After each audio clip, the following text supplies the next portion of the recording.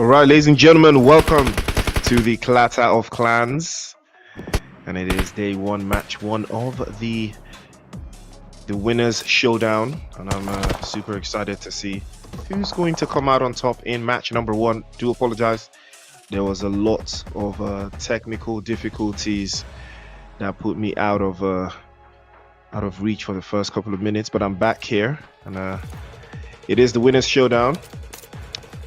Interesting turn of events we've seen so far. Royal Blood playing off in pretty open space that we've seen. Can hold on to a little bit of a corner position inside, but I think it would work for them if they can make something happen here. 3C over to that northern side as well. They've not necessarily had to make too much of a move, but 10-11, Neon Rising, Pain. Wait, I wonder what they call Pain these days. Curious as to what they call them. But 4B4M is also in the cut. I think I remember casting 4B4M in one of the previous seasons of Clatter of Clans, you know, so it is one of those things. But it looks like Navy's down to just one.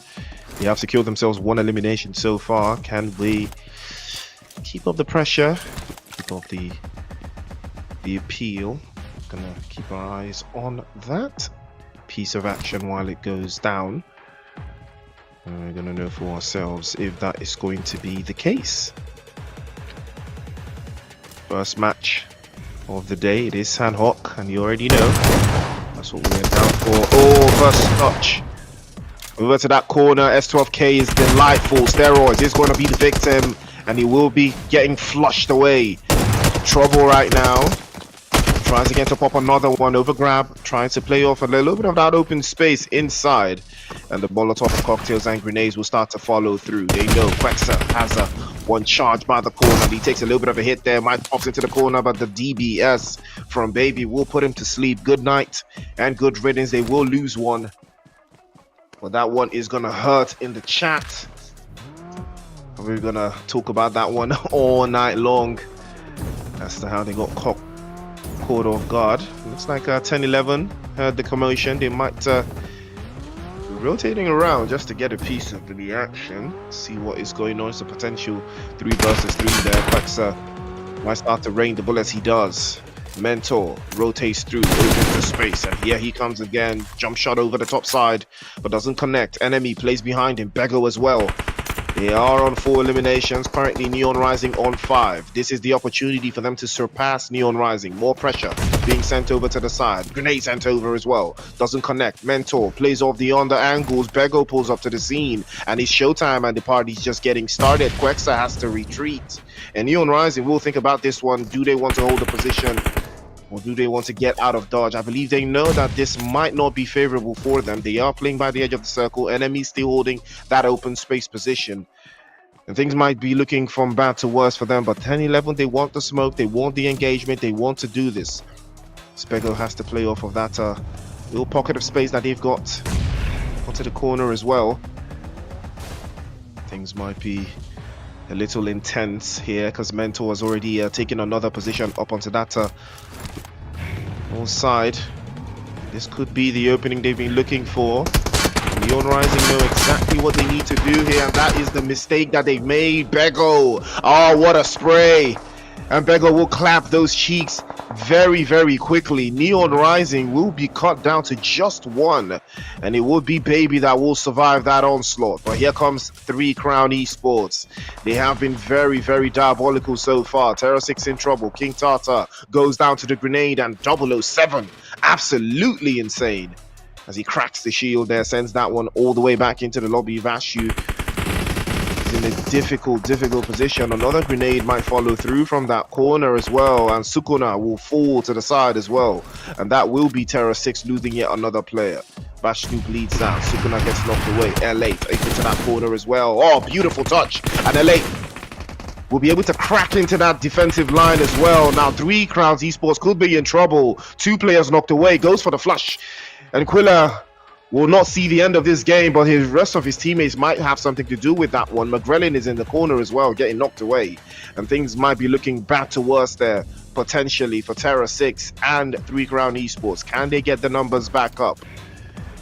Pain So far looking very comfortable. They've got 4 eliminations, and it looks like a grenade is sent over. McGrellin will get confirmed. 3 crowds are just down to 1. LB might be the one to clutch this up, and Rails will be sent back into the lobby. 1 versus 4.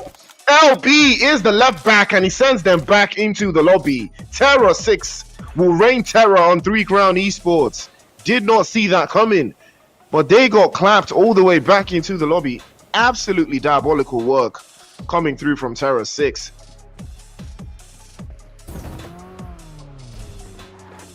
Can't even be mad though.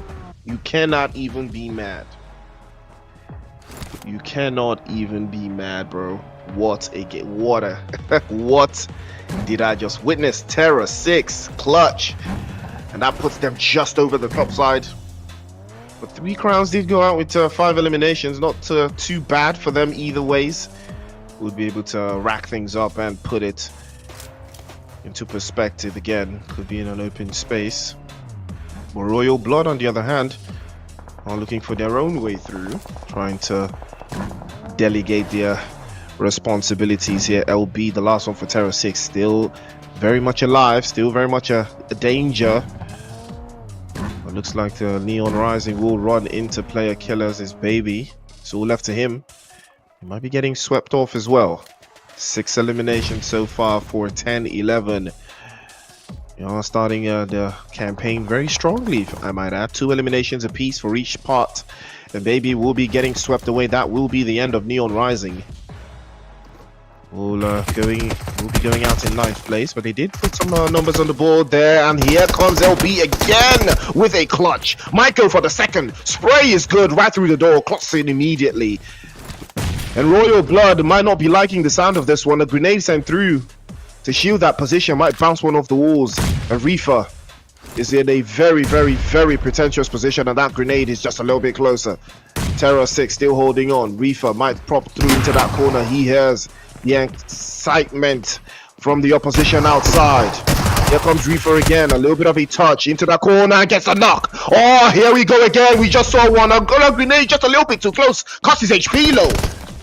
And LB is a defender for sure. Tries again the left-hand side. Can he clutch? 2 separate teams. A knock is good. But Reefer, can he get Inferno back up? He cannot allow for the reset, and LB's going for it. TERRORSIX, can he clutch 2 for 2? Prays into the corner. Prays again. He's low on HP. He's 1 HP. Drop shot is good. Tries to cut him down, but he swaps in, and the jump shot is better. And Reefer will be smoking on that Reefer, putting the opposition back into the lobby. But that was scary hours for Royal Blood. It could have gone so much worse, but LB is the man.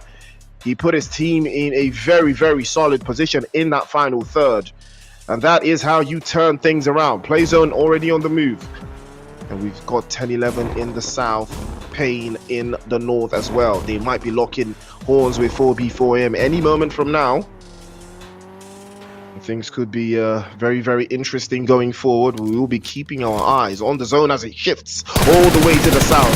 PK will have to survive with what they've got so far. Venom, good sprays from him as he wraps that one up onto that corner, but he does take damage, almost getting knocked away, but the return fire from Pawnee's there. But another one trays the dust. Venom is now knocked away, and Pain could be in some serious trouble here. Fireboy applying some pressure, prays onto the top side. Atlas is taking damage as well. He has to reposition, falls to the side. 4B4M, can they hold on? They've lost 2 already. Can they survive with what is left? Pawnee's already making a play. Nabil plays right in front of him, feeding him that information, giving him a better shot into the zone. The play zone has moved away over 200 meters from their position. It would be ideal, the right time for them to make that move. 5 eliminations for them so far. They are trying to rid the back of that open space, but Fireboy almost getting exposed, but Venom is the one that's exposed. He's knocked away. 4B4M might have an opportunity to break inside the zone. Sammy plays behind the tree. He knows that there's opposition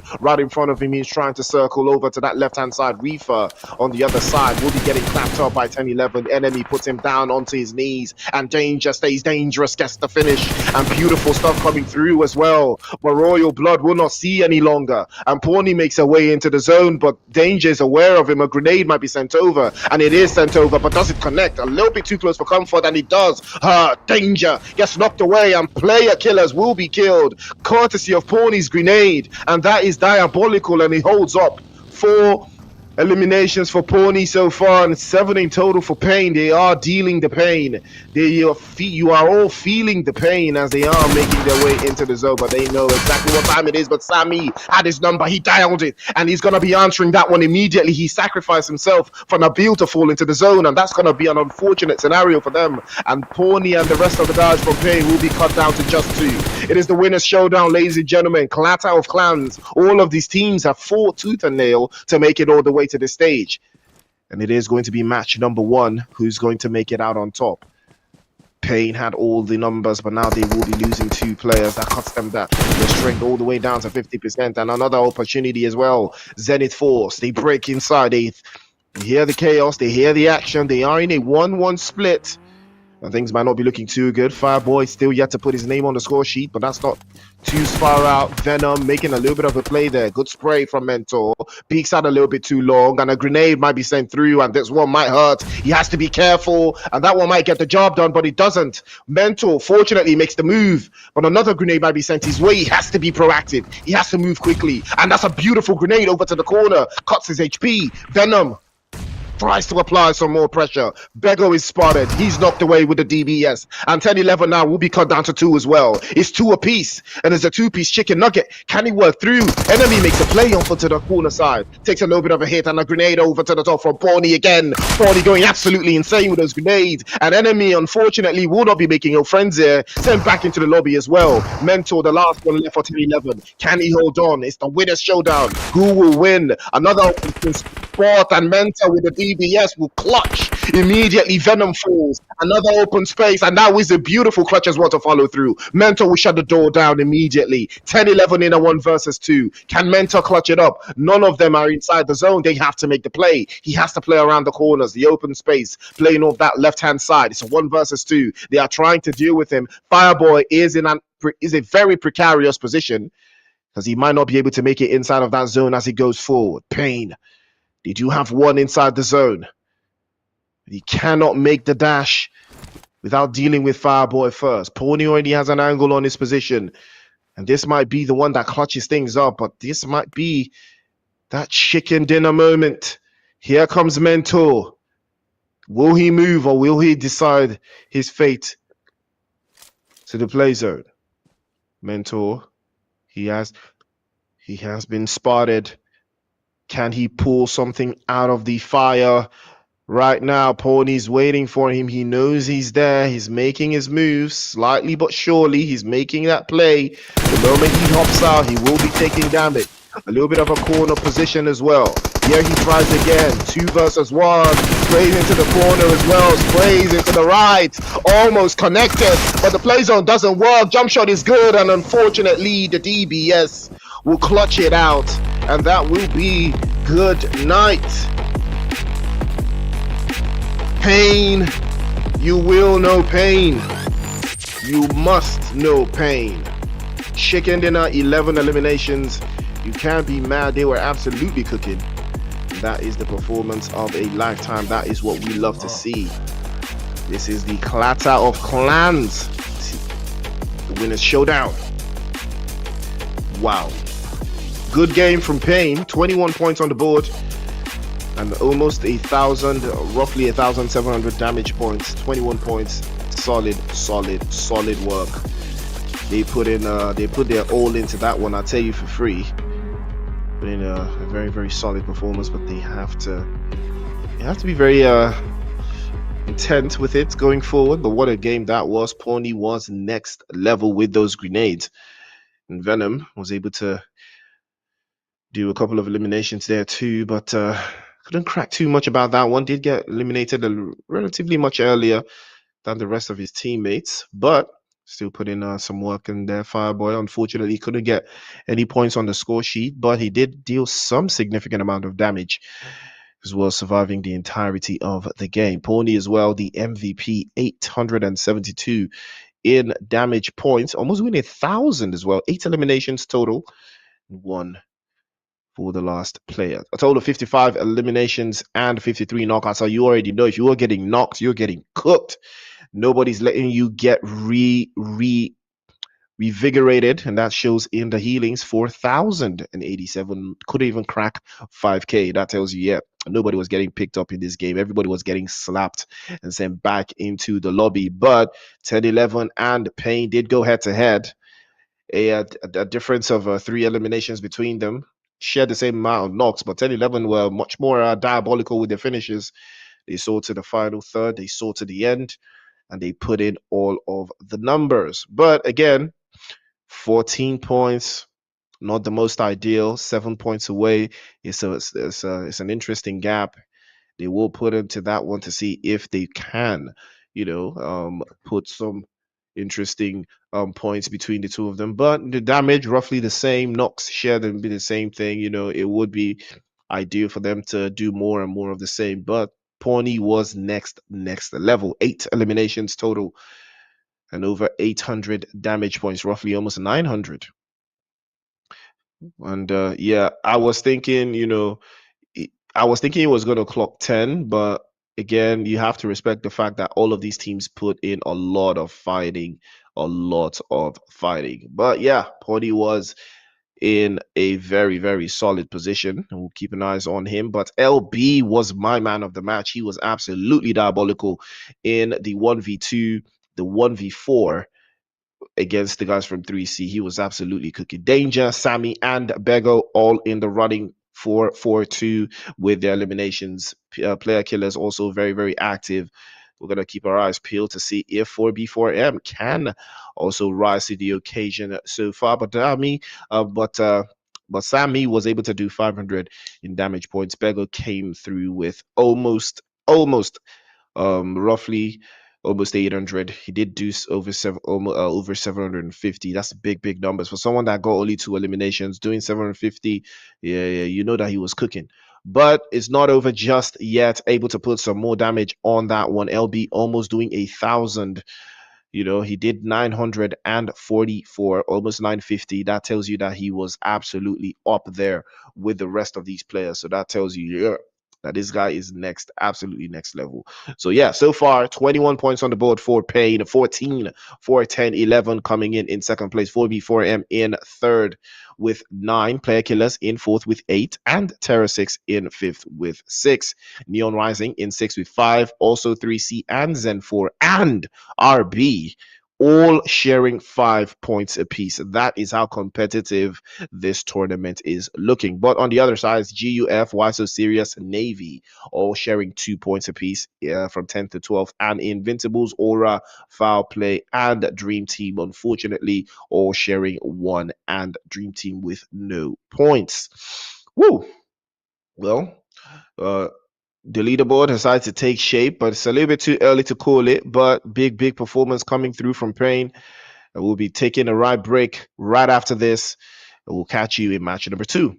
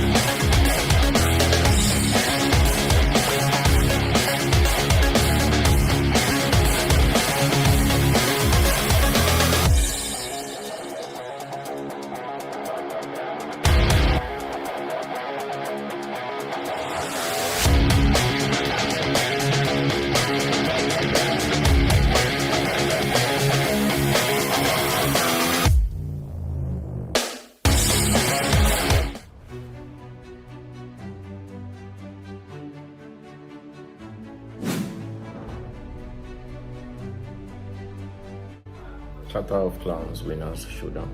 The Clatter of Clans Winners Showdown. Clatter of Clans Winners Showdown. Clatter of Clans Winners Showdown. The Clatter of Clans Winners Showdown. Clatter of Clans Winners Showdown. Clatter of Clans Winners Showdown. Clatter of Clans, Winner Showdown. Clatter of Clans, Winners Showdown. Clatter of Clans, Winners Showdown. 13th to 15th of December 2024. 13th to 15th of December. Stay tuned, December 13th. 13 to 15 December 2024. From the 13th to the 15th December 2024. 13 to 15 December 2024. 13th to 15th of December 2024. 13 to 15 December 2024. 13th to 15th December 2024. 13th to 15th December 2024. My team Zenith Force will be competing. My team, Royal Blood, will be competing. We are playing Africa and we are competing. My team, Neon Rising, is going to be participating in the event. My team, Navy Seas, will be competing. Invincible Esports will be competing. My team, FOWLPLAY, will be competing. Aura Esports will be competing. I and my team, Crowns Esports, will participate in. My team, DREAMTEAM, will be competing.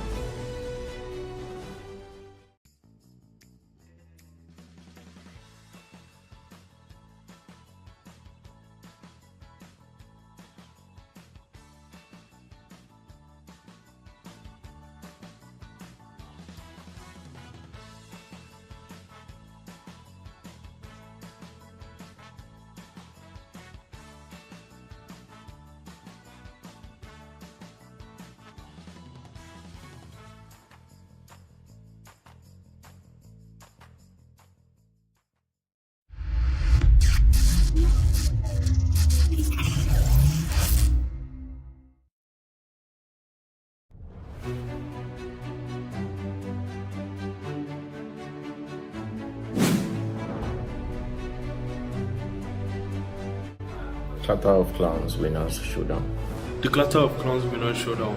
Clatter of Clans, Winners Showdown. Clatter of Clans, Winner Showdown. The Clatter of Clans Winner Showdown. Clatter of Clans, Winner Showdown. Clatter of Clans, Winners Showdown. Clatter of Clans, Winner Showdown. Clatter of Clans, Winners Showdown. Clatter of Clans, Winners Showdown. 13th to 15th of December 2024. 13th to 15th of December. Stay tuned, December 13th. 13 to 15 December 2024. From the 13th to the 15th December 2024.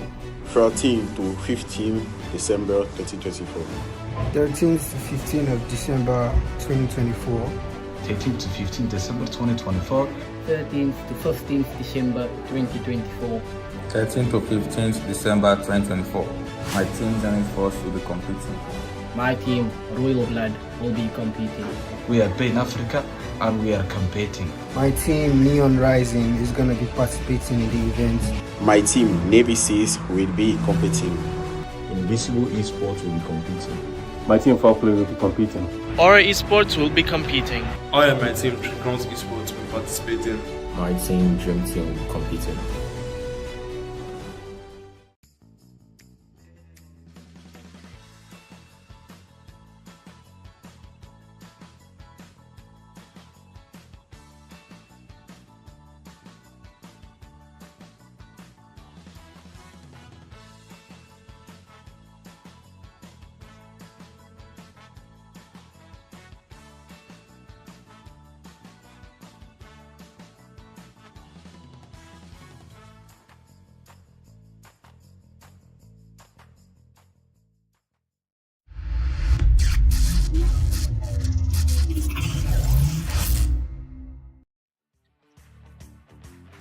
All right. Showtime.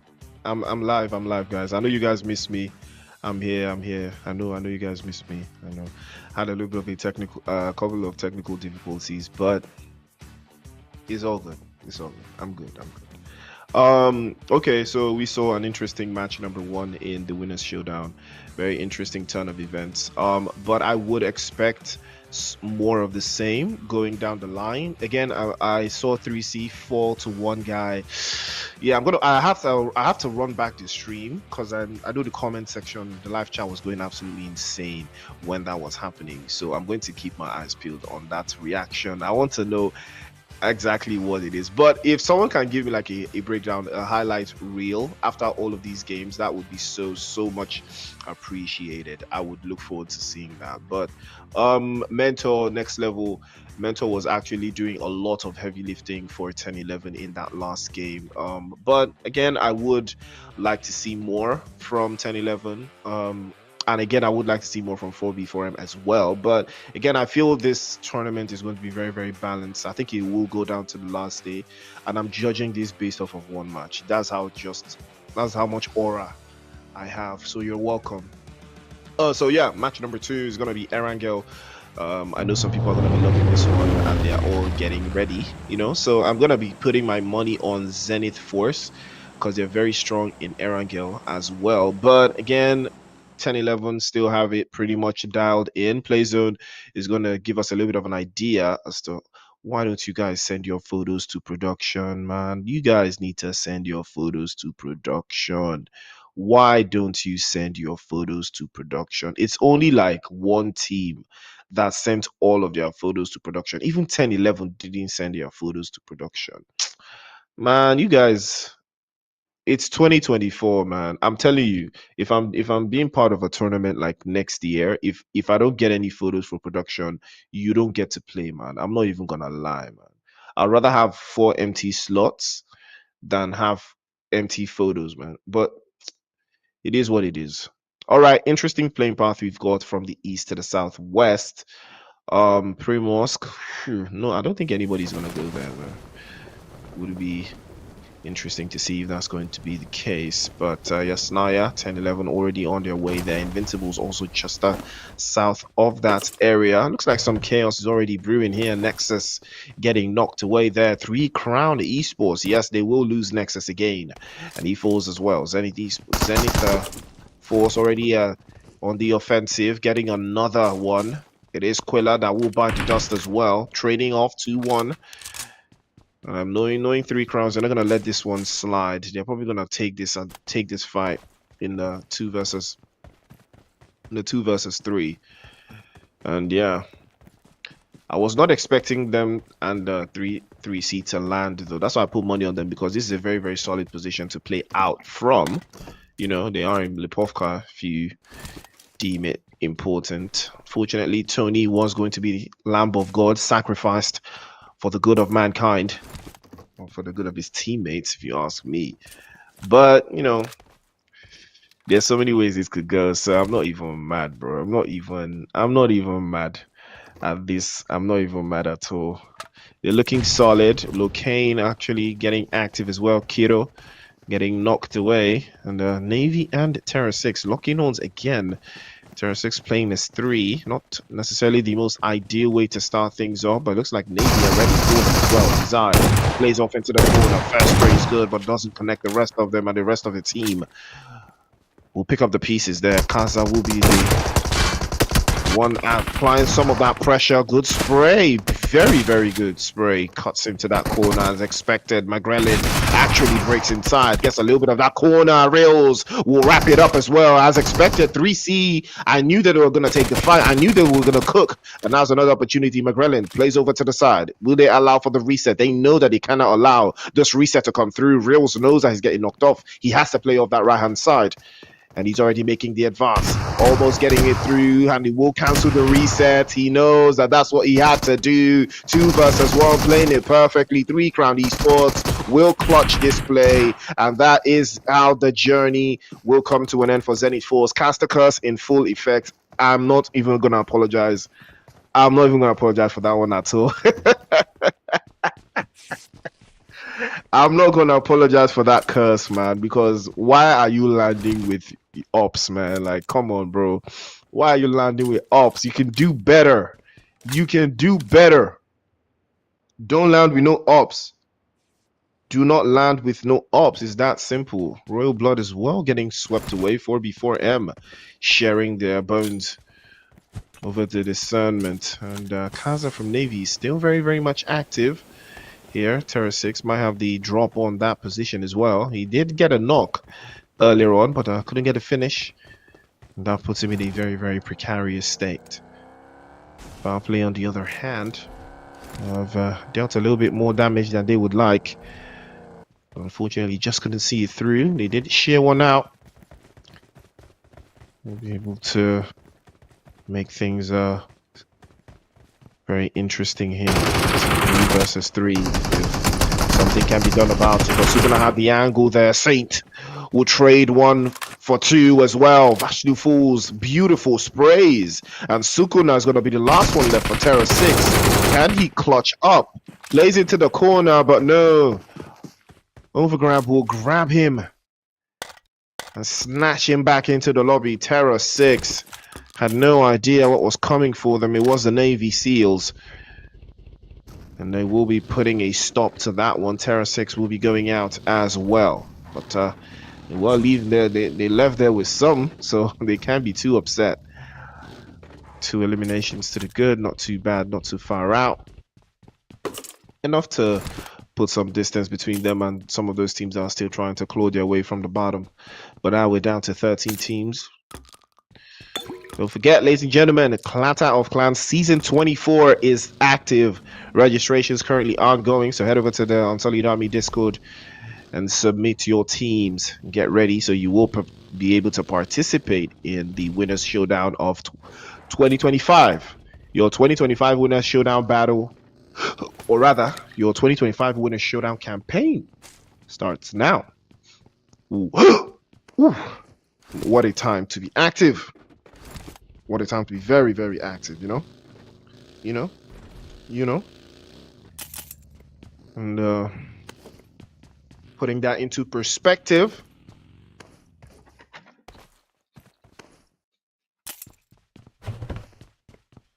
gonna be keeping our eyes peeled so far. Before B4M, Pain 10-11, all on the upper echelon there. 3 crowns, unfortunately, lost 2 to Zenith Force, and that might be something that will bite them later on. But player killers also up in arms so far with all of their squads and activity in those open spaces. FOWLPLAY also playing in the same area. But they are yet to engage, and this might be them disengaging instead. But Atlas or Talus, okay, fair. Talus might be having a little bit too much fun on that one. Ooh, had to be very careful. Again, it's all about perspective. You know, there's scenarios where you just hop out of your vehicle and there's somebody on the hill and you're cooked. You know, you just can't stop in the middle of nowhere if you don't have your teammate behind you or close by. You know, it's never a good idea because you can easily get slapped up when you're trying to make a what's it called, a quintessential play. You know, something just out of the box. I mean, out of the box is great, but you might get boxed. You might get boxed, bro. You might just get boxed. But for speaking of boxes, we are going to unbox a brand new MC20 for 10-11. We'll be making a little bit of an interesting advance coming out of that position that they've got already. Again, play zone is going to be very interesting here because Neon Rising already playing that exact spot. Quexa is the one to crack open the shield there. 4B4M taking a little bit of a hit, and that might cause them to choose differently now. Again, you know, I see this play happen a lot of times. You know, I don't think Neon Rising are gonna slam this. Are they gonna slam this? I mean, you can see Baby making a play for it, but again, he's just trying to rotate around and gather as much intel as possible. Oh, he spotted him. He spotted that guy. Yeah, he spotted that guy for sure.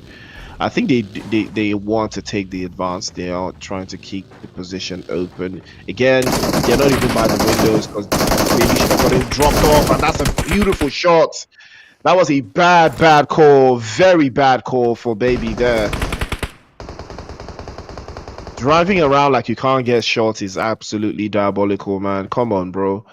you can do much better than that. Had no idea of his whereabouts, you know. I mean, you know that there's one guy isolated in that little corner. I would think, you know, you would call another teammate, turn it into a 2 versus 1, squeeze him out into the open space, and have someone else play from the northern side. That would be ideal if you're trying to push a building exactly like this. You know, even better when you know where one enemy is. At least you can suppress with numbers.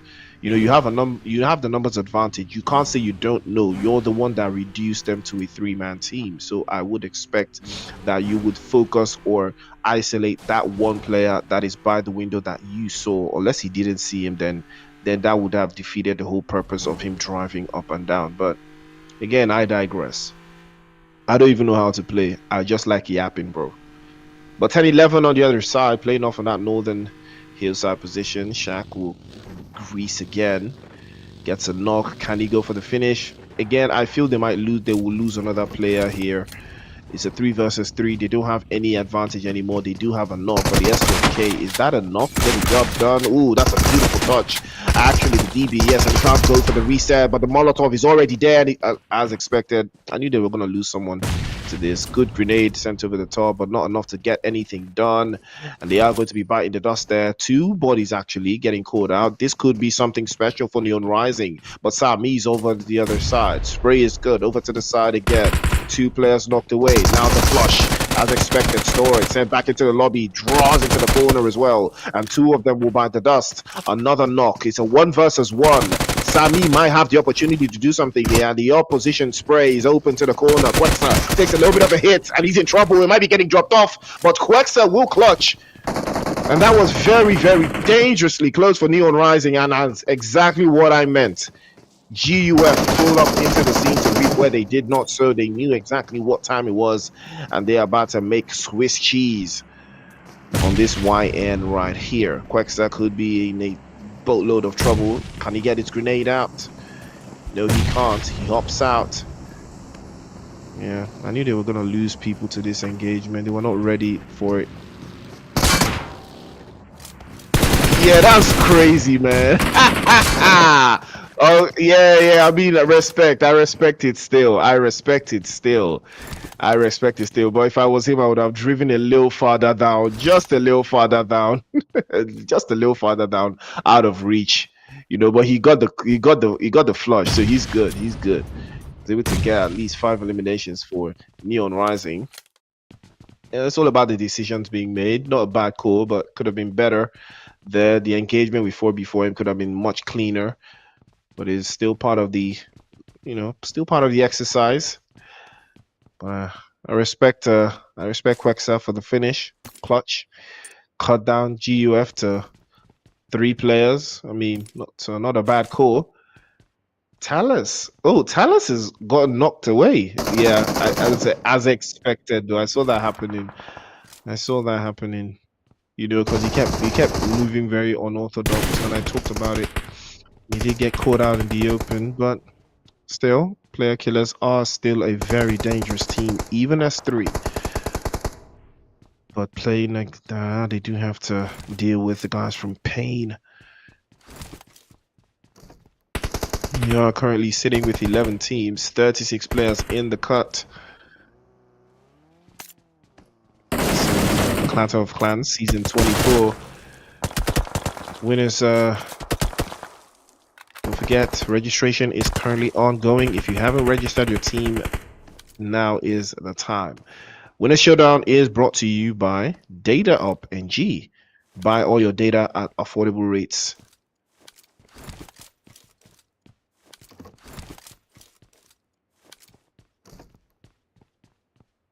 Player killers are very magnanimous with the way they hold a little bit more central positions inside of the zone. Could be a thing for them, but again, could be something else entirely.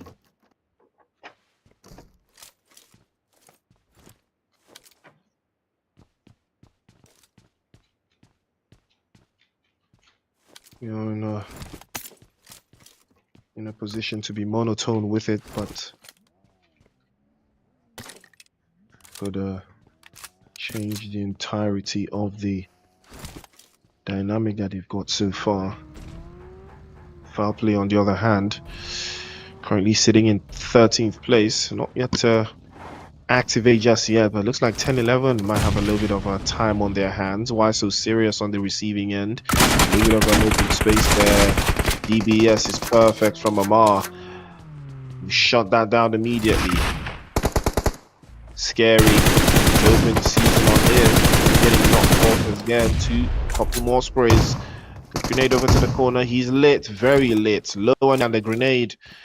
Just too shy, but the shotgun from enemy will cut it out. 3 eliminations go to 10-11. And I'm starting to see more of the same. One would think that edge of the water playstyle could work, but Locane has been knocked away. Player killers, could they advance? Again, it will not be ideal for them to advance, so I think they should be safe for the time being. Can't make the play, but they have been warned. Warning shots never hurt anyone. It's a little bit of an idea, a little bit of a concept. So they are making their rounds here, FOWLPLAY. But so far, they are back to full strength.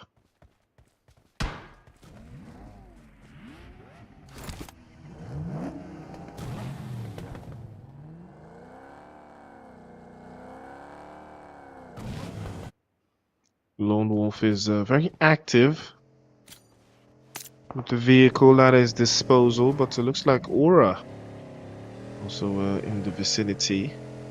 Crusader, 1 HP. Cloud sitting in a quite a comfortable spot.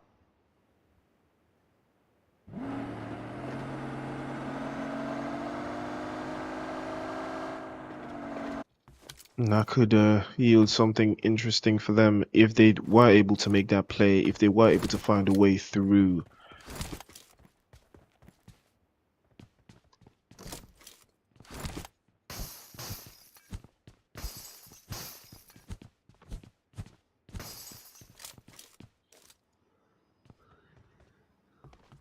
Invincibles yet to make their mark just yet.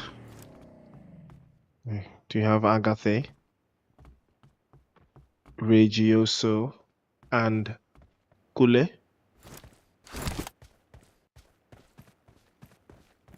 Very slow and steady so far. We are down to 33 players. And that play zone is going on his third shift. Sphinxy tosses an interesting spray over to that northern side. He will catch one of the guys from Aura, but it's not enough to be a direct threat. Play zone already on the move. And Pachinki, school ruins have all been abandoned. It's like these guys already have a plan here. They probably know something that I don't. But that play zone has shifted drastically. Pachinki still very much in play. And now is the time to make that decision. See 10-11 already on the move on that western side. They will be followed as well. Dream Team also making the same plan, also making the same execution. All eyes will be on the party going on here. Zora trying to reach into that corner. Yeah, Capuzino, you gotta be careful, my guy. You gotta be careful with that. Well, just saw a tape play out that way. Might just be the case as well if he can find his way through. And Capuzino was ready. Grenade is launching all the way down. Aura could be in trouble. Sphinx actually grenades himself. GUF could be in trouble here. And that might be the end of the road for them. That will be the end of the road for them. So only one elimination, unfortunately, out of that. Because the other one was one man nading himself. Could have been worse. The grenade could have taken out one of the guys from Aura, but it didn't. So they will be back to full strength. Kule gets knocked away by Fireboy. The The breaks are starting to clash into each other. Dream Team have found themselves a little bit of a niche inside that western side. They will make it through. They did make a rotation all the way from Quarry, playing off from that western side. Will take a little bit of time for them to wrap around these edges of the zone because most teams already have an open space. But here come Agathe to get the reset on. Kule with a good angle, good sprays to follow suit. It's the guys. Yeah. Ooh, that's trouble for the Invincibles. Had no idea on that one, but Regioso might be trying to spin it inside that open space. Here comes Fireboy. Oh, beautiful shots from Regioso. That was the plan, and it was executed. Another one will bite the dust. 2 bodies fall away. And Payne getting exposed, brutally exposed here by the Invincibles. Had no idea that they were laying in wait. They were lying in the smokes, hiding all of the positions, hiding all of the angles. A grenade sent over as well. Smokes could be diabolical here, but Agathe gets knocked away. It is down to just one. Regioso, can he feel the rage? And the grenade from Pawnee is absolutely nasty and sends Invincibles all the way back into the lobby. Had no idea. Well, fortunately for them, they will back up and they will have some strength. And here comes Pawnee again, playing off of that right-hand side. The grenade usage is very, very, very, very critical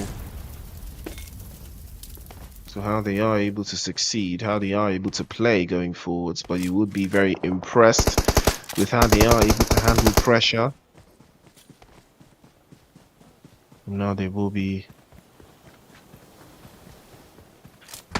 racking things up again. Could be our own open spot. Dream Team on the other side just couldn't get their angles up, but nothing to fear just yet. Not yet to get a piece of this action. For the time being, we are down to 8 teams, 26 players alive. Dream Team creeping and crawling, etching closer and closer. They're just too far out.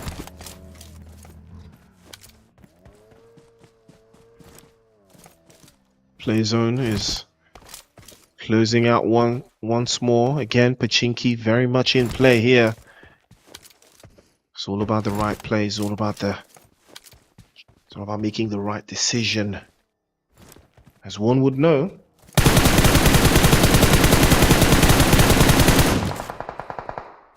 Ooh. Slinger had to be very careful to dodge that one out, but he's not going to escape Pawnee at all. He's going to get knocked away. But again, numbers advantage could prove special for them. Slinger, unfortunately, will not be getting picked up. Pawnee as well makes an interesting play. A little bit too close for comfort there. An opening grenade to shut things down. Amar will send Reels back into the lobby. 10-11 and 3 Crowns Esports will be locking horns up onto that eastern side. A couple of more trades up. So they are able to make something happen. McGrelin with a good spray, a beautiful spray, a better spray. And actually manages to deal some damage.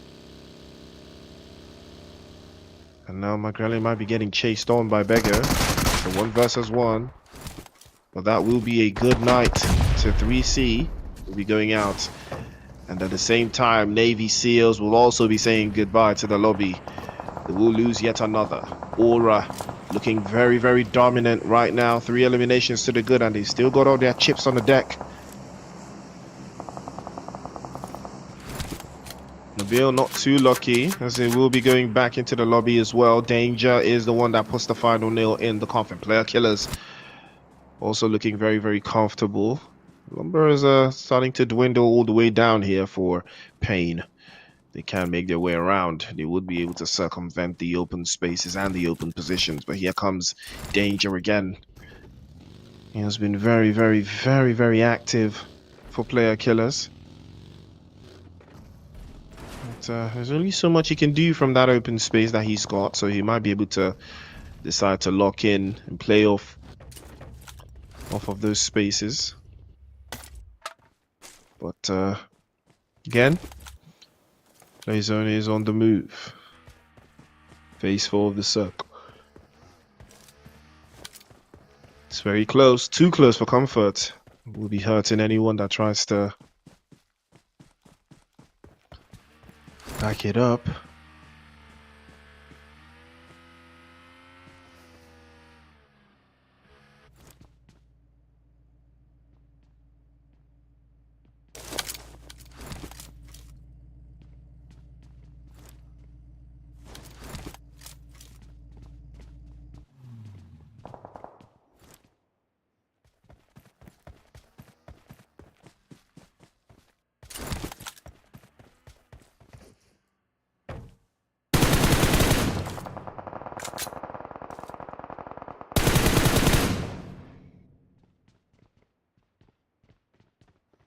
Yeah, it's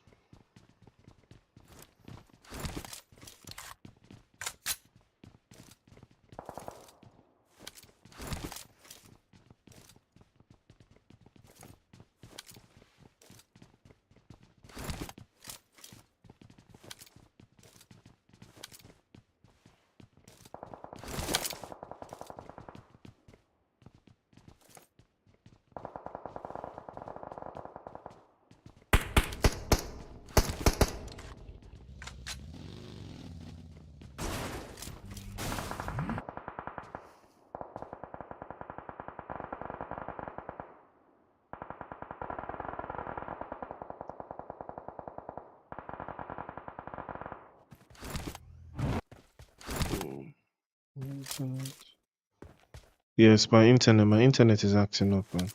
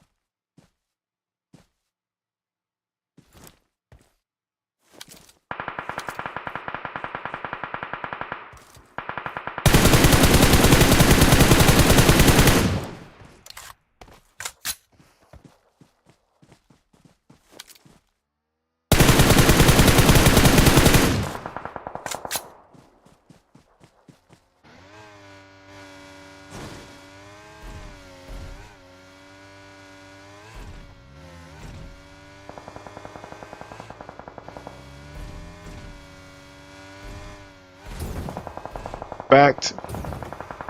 We are back. We are back.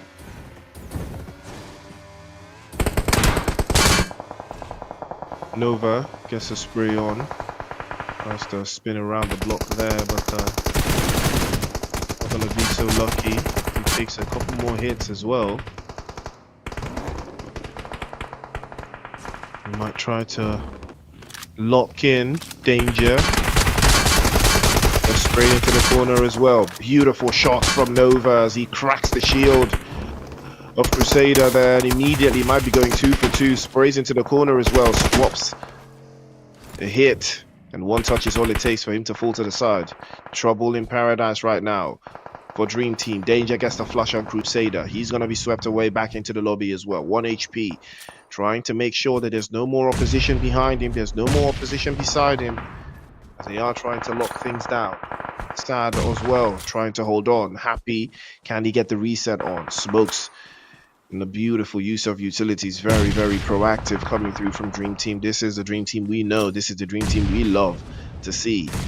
And he might decide to poke one over to the top side again. Can work that one through the angles, but Aura are fighting tooth and nail. But Nova's grenade will put a stop to all of that chaos. And now Dream Team are up. Hit Cat as well, gets knocked away beautifully with the Uzi as it claps him all the way to the side. Another Uzi claps into the corner as well. With me, plots into that side. Danger gets an angle on him, drops him away. Trouble right now for foul play. Can they hold on? It's just Lone Wolf. He's the last one left, as his name implies. Can he raise his team back into the standing? Danger has been exposed. His position has been given away. A grenade is all he's going to take, but unfortunately, it's not enough. He goes for the clutch, and that will be foul play. Swept down to just one. A grenade over to the side. Might just connect. It's a little bit too close for comfort, but it's not enough to get the job done. Payne looking strong as well. They are trying their best to make something happen from this position. Nova might have a beautiful angle on this third party. Good spray into the side, and 10-11 will be shut down by Venom, and the DBS will clutch as well. Absolutely diabolical. Danger goes for the finish, and that will be the journey to the end of the road for them. But here comes Dream Team making a play as well from that northern side. They can move a little bit up the zone. They can advance their position, but they're not moving it just yet. They have to deal with Payne. They have to stop Payne dead in their tracks. The guys from Player Killers, I believe, is Danger. That's going to be the last one left. He could be the only one posing a threat because he has a little bit of that play zone to work with. Sad is already making that move, already deciding for himself that he's going to take a spot in the zone, and he's already being very proactive with it. Happy and the rest of the team are all trying to apply some of that pressure. Danger as well. Up onto that hillside, he has made an interesting move, a very, very, very cautious move as well. More sprays, but take a look at the use of the smokes. Venom shielding the entirety of the open space, and he will make a move and will find a way into that zone, and yes, they have. It's a 2 versus 3 versus 1. Dream Team currently with the numbers advantage, but it doesn't mean much if they can't get into the zone the way they should. But the play is already on the move, and the grenades are getting sent over. But Pony and Venom already made the play. They're already moving out of the open space. Danger as well could be the thorn in the side here to change the entirety of this game. Nova has to be very careful. He cannot afford to be exposed. He cannot afford any mistakes. He cannot afford any slip-ups. Danger, can he maintain trigger discipline? Will he give away his position? Pony's aware of him. All looking for a way around him. Here comes Nova, is exposed, and the spray is good, and Nova's getting knocked away by Danger. Player Killer somehow have reduced the number, and now Nova was the one that paid the ultimate price for that one.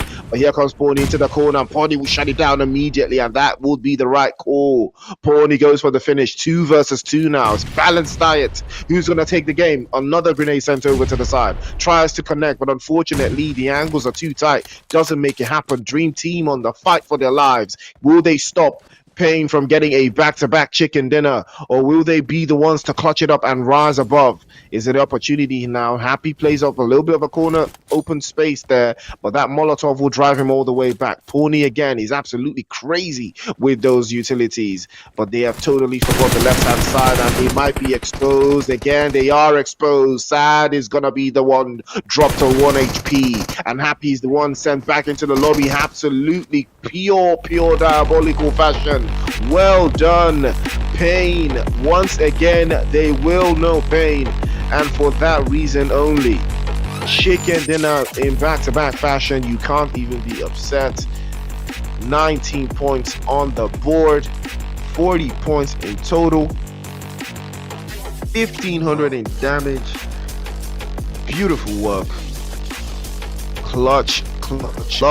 Back-to-back chicken dinner for Payne. Now is how you announce your arrival to the winners showdown. What a game from Payne. What a game from Payne. But this time, Venom was able to put some more points to the board. Fireboy as well, but unfortunately just couldn't hack it. But Pony once again MVP, 700 plus damage points, almost 800. And that's to tell you, yeah, he's that guy. Nabil, on the other hand, was not able to put any points, but did put some past Fireboy as well. But that was a very, very, very good play, very ideal play, you know, coming in from Payne. 59 eliminations as well, from 55 knockouts. Still more of the same, not too much healing going on here. All about chaos and oblivion, but there were a couple of grenade eliminations there, 6 in total. And 2 vehicle eliminations. Again, I think we did witness one of them, if I'm not mistaken, but Payne again dealing over 1,500 of damage points, but player killers did outdo them with 1,800. Again, player killers were crazy. He was danger. He was putting in a lot of work. He was putting in a lot of something special inside of there. So you got to respect it regardless. You know, he did manage to put them into the top 3, couple of eliminations along the board, and that gives them a total of 14 points, but nowhere near the 19 that Payne were able to get. Now is a very, very, very, very solid way to take on the next match.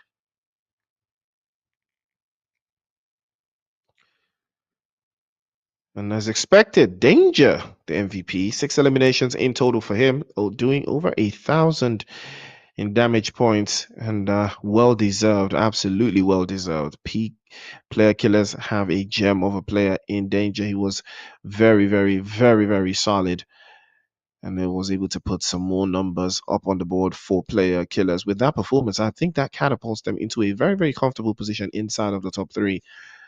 But we're yet to find out where exactly they do fall into. It's been a solid game so far from them. But yeah, but right now, do have our MVPs. Danger, Pawny, Quexa, Too Fast for You, and Venom. 2 players from Payne making it into the cut. 1 from Neon Rising, 1 from 4B4M, and 1 from Player Killers. 1,000 in damage there. Closest person was Too Fast for You, 4B4M, dealing over 800. Just shy of 800 was Pawnee, was able to match and clash things up for the rest of his team there. But again, there could be so many ways that could go. 19 points to the good for Payne. Player Killers with 14 second place. Dream Team in third with 10. 10, 11 in fourth with 8. FOWLPLAY in fifth with 7. 4B4M in sixth with 6. 3 Crowns Esports in 7th with 6 as well. Neon and Aura sharing 5 apiece in 8th and 9th respectively. So that would keep that very, very, very, very, very high.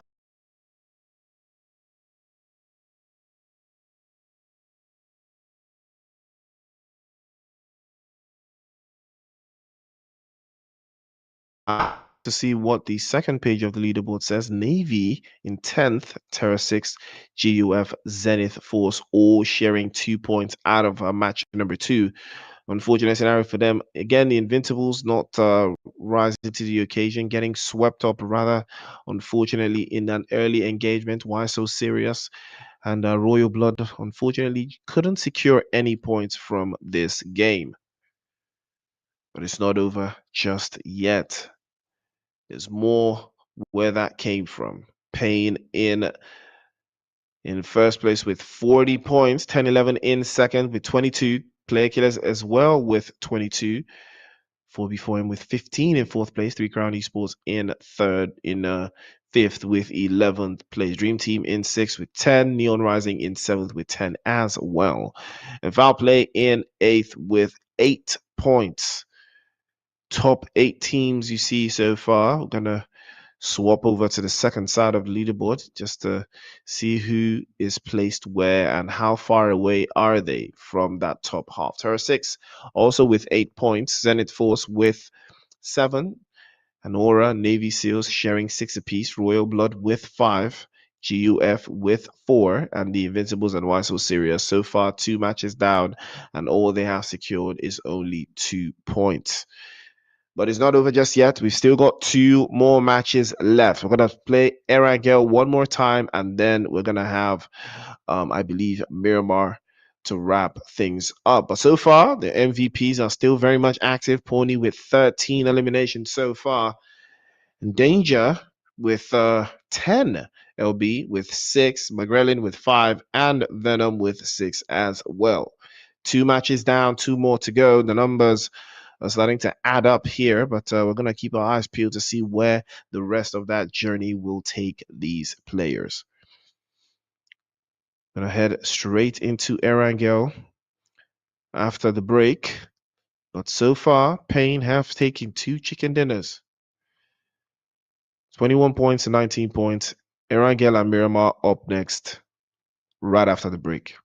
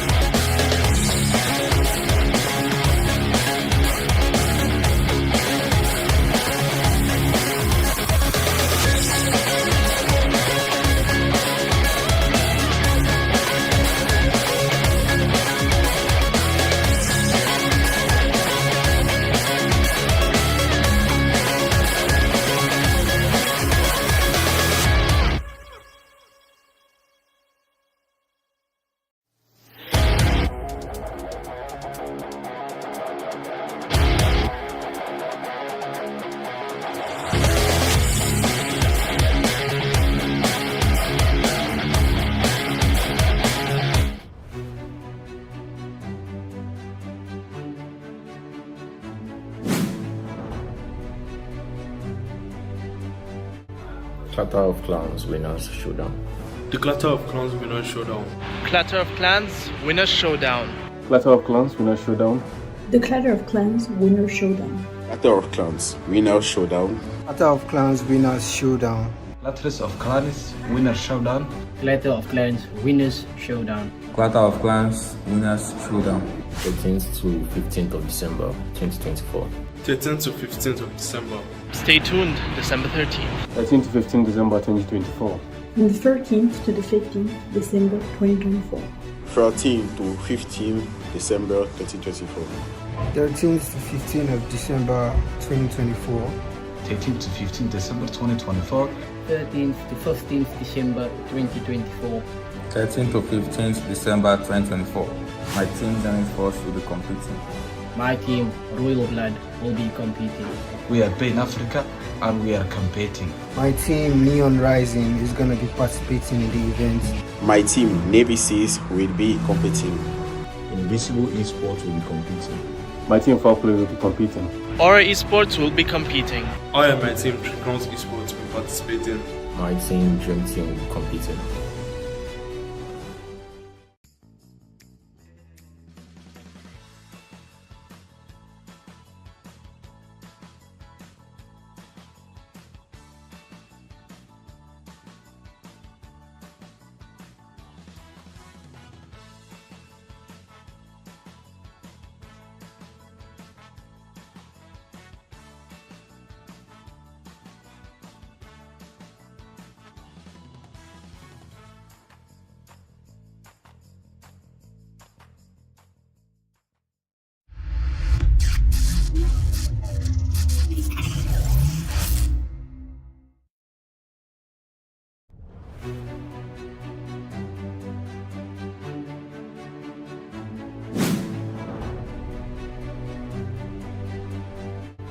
Clatter of Clans Winners Showdown. The Clatter of Clans Winners Showdown. Clatter of Clans Winners Showdown. Clatter of Clans Winner Showdown. The Clatter of Clans Winner Showdown. Clatter of Clans Winner Showdown. Clatter of Clans Winners Showdown. Clatter of Clans Winner Showdown. Clatter of Clans Winners Showdown. Clatter of Clans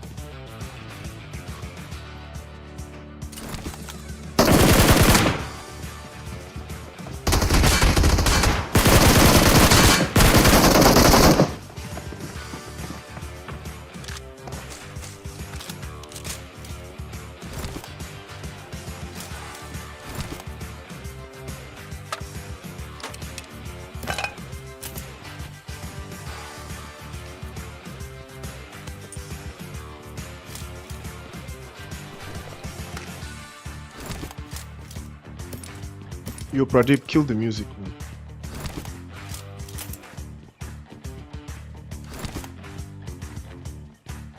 Yeah, kill the music, Steve.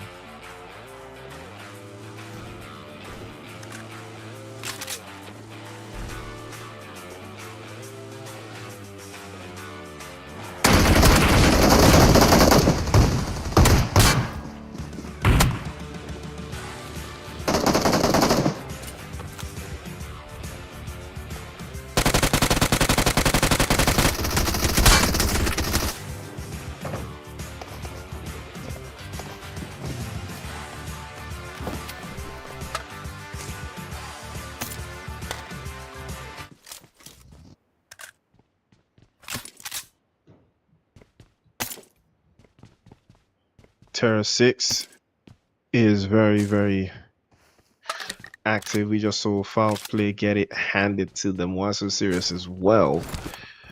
Not a very, very good start for them. One would be surprised as to how they are able to hold off of these positions so far, but again, big opportunity for some teams to turn things around. And they are to a little bit of an open space.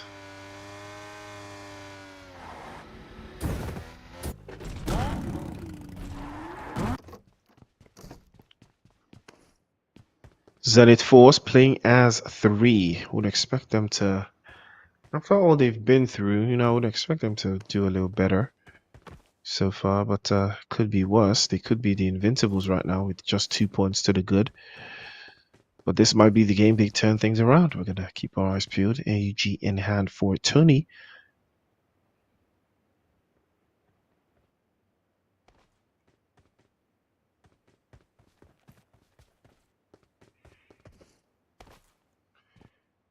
So 4B4M on the other hand, trying their best to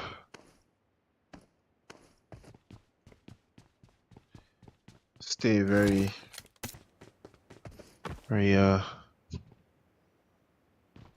proactive.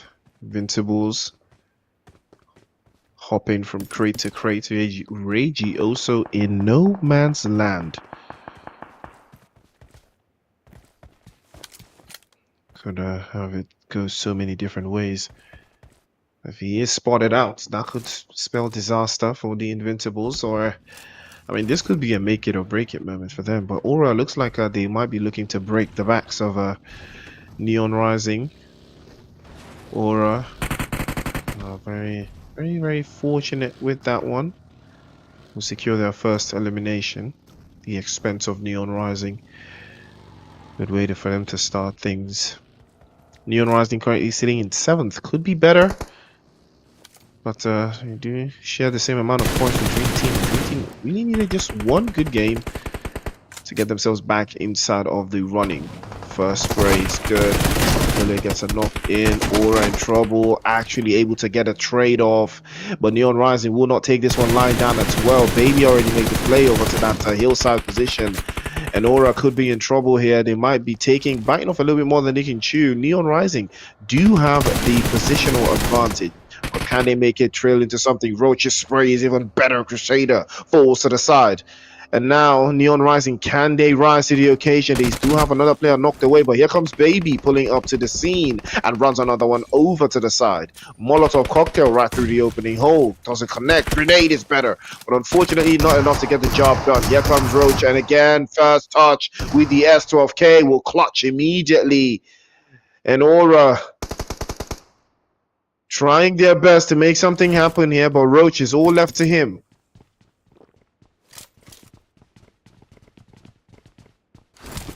Could be the semblance. Kolode, 2-man touch.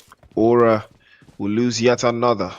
Neon Rising now up to 2 eliminations. They might just be losing yet another one. They will lose steroids. And it will be all left to Roach. Can he put them across the finish line? At least secure them 4 points. Invincible is now looking very comfortable. Very aggravated. Plays into the corner as well. And they might be able to turn things around finally for this game. Maybe the opening spaces as well. Mikira, not gonna be so lucky. Too fast for you. It's gonna be the last hopeful for 4B4M. Roach actually gets a spray onto Aura. Roach, could it be? Could this be what I'm thinking? Could this be a 1v4? And he pops the grenade over to the corner as well, but unfortunately doesn't connect. But Roach has been absolutely phenomenal inside of the finish, and he might be going for that last hurrah. 1 HP. Could he be dropped down to 1 HP? Sways again. A grenade might be the thing that puts Roach out of his misery, but he knows, and he might be running inside of it. Pops in into the corner. Here's that open space again. Pops the S12K, doesn't connect. Jump shot is good. Tries to get the angles right. Is Roach, can he do the 1v4? Can he turn it on its head? Can he keep Neon Rising from falling away? Saint has been spotted. A little bit of a jump shot into that corner. 1 HP. Running around the house, trying to get his HP back up. He does manage to make it happen. Aura onto the Sphinx. Molotov is dropped right through again. He is aware. He's made aware. A little bit of a spray, a little bit of a corner, and now Roach knows the 1v1 is confirmed. Here he comes again. Molotov in hand this time, but it's too far out. Burns the door. Not enough to be diabolical just yet. Desire gets burned away by Nabil. Pain starting to unleash pain once more. Navy will know exactly what time it is, and it is time to get out of Dodge, and they will get out of Dodge.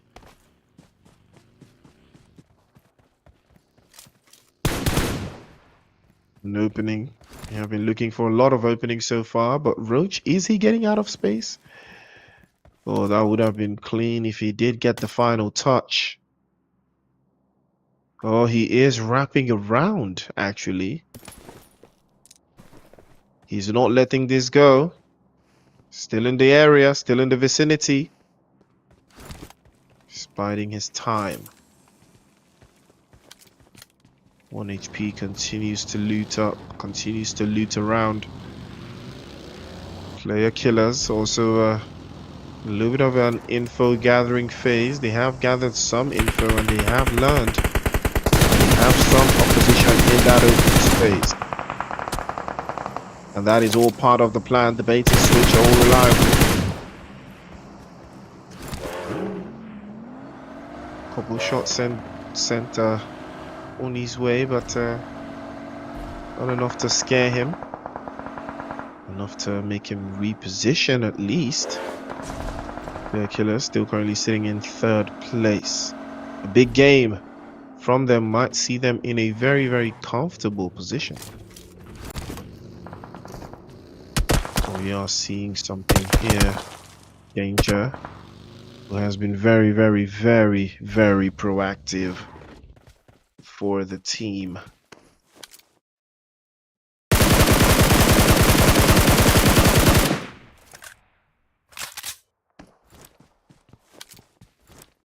There is an opening. Very, very huge opening. Once the right decision is made.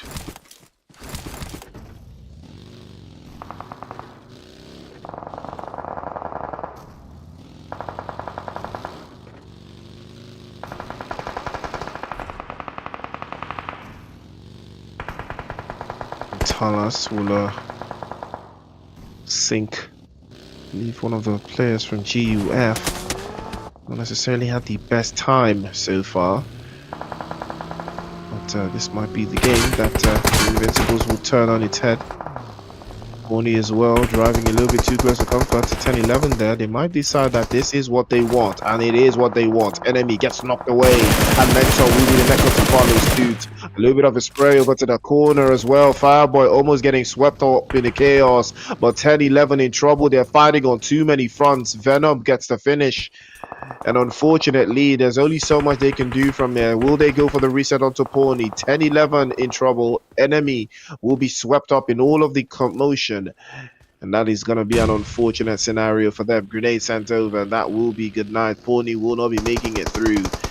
10-11 once again getting put out in the open. Amar had the angles on him, drops him immediately. Fireboy had no idea, but now another one will pull up into the vicinity. Nabil posted to the corner as well. He's going to be dropped away by Talus, and that will be good night to Payne. Fighting too many oppositions at the same time, that will cost you, and it will pay the ultimate price. Back into the lobby they go. The gap at the top is going to breathe a little bit deeper, but now 10-11 have to deal with Payne. Bego already made the rotation, and he circles back and gets the angles, and Talus had no idea. Amar, unfortunately, will be swept away as well with the DBS. And Bego, there's only so much he could do. Will he decide to take the advance? And this could have gone so many different ways. Let's look at that reset. Alabi again takes a lot of hits. Bego, that's almost making an open space. Actually goes for the finish and goes for a couple more sprays. Kit Kat takes a hit. All eyes on Bego now. He peeks up, he sprays, he peeks down, he sprays again. Bego is not letting them off the hook that easy. Kit Kat is still knocked away. He's still in trouble. Bego is not allowing for the reset. The smokes are coming outside. He pops another grenade over the top. Can he be the one to put the final nail in the coffin for the player killers? They are the team chasing behind him. Can he hold through? He has a sight line on that Molotov cocktail, and that grenade getting launched out, and out was absolutely close. Too close for comfort. 6 eliminations so far for 10-11. And now they will be circling back to get an angle on Bego's position. A little bit too close for comfort there, but he's going to reposition immediately. And he might decide to take the 1v1 or reposition. He repositions completely and gets out of dodge just in time. So many ways that could have gone. He did make the right choice. Driving out.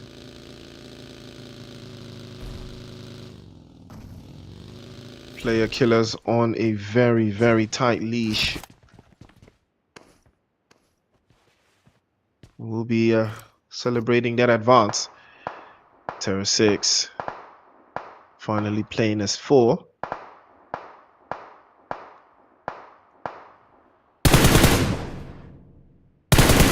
Might be having a little bit of a back and forth to hold on that spot we've got so far. Desire was dispatched earlier on, the first engagement, but that will not be deterring the Navy SEALs, not even in the slightest. Invincibles still looking very sharp. 4 players up, 3 eliminations to the good. This could be the game for them. Or this could be the game for 3 Crown Esports. Again, it's all a matter of perspective. We've still got 13 teams alive. 3 teams with 1 solo player left. And that is to tell you that there's a lot that goes into this.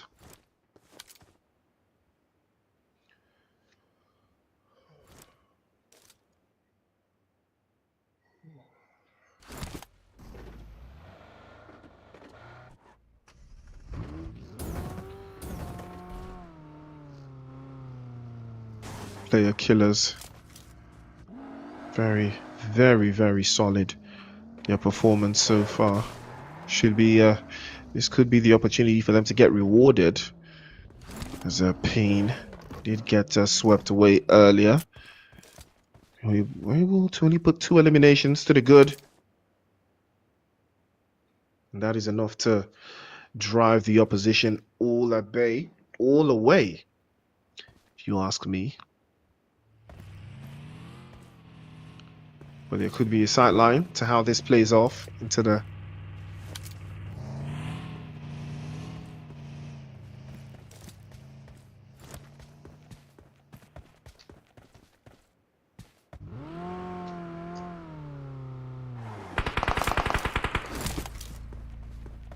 Ooh. In the cab. Getting caught out in the open. Capozino. Again, you always got a plan, man. You just don't stop in the middle of nowhere and start shooting. You don't. I mean, you know, you can't let it get to your head like that, man. Because Kit Kat had absolutely no reason to do that. He was exposed, very, very exposed, and he did pay the price for that one.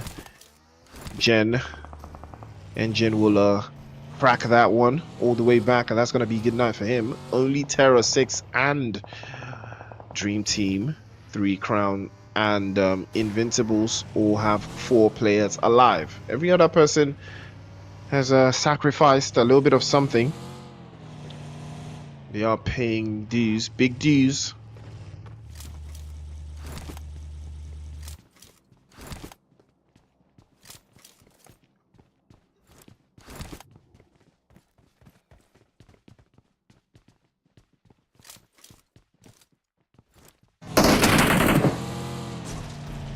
Nexus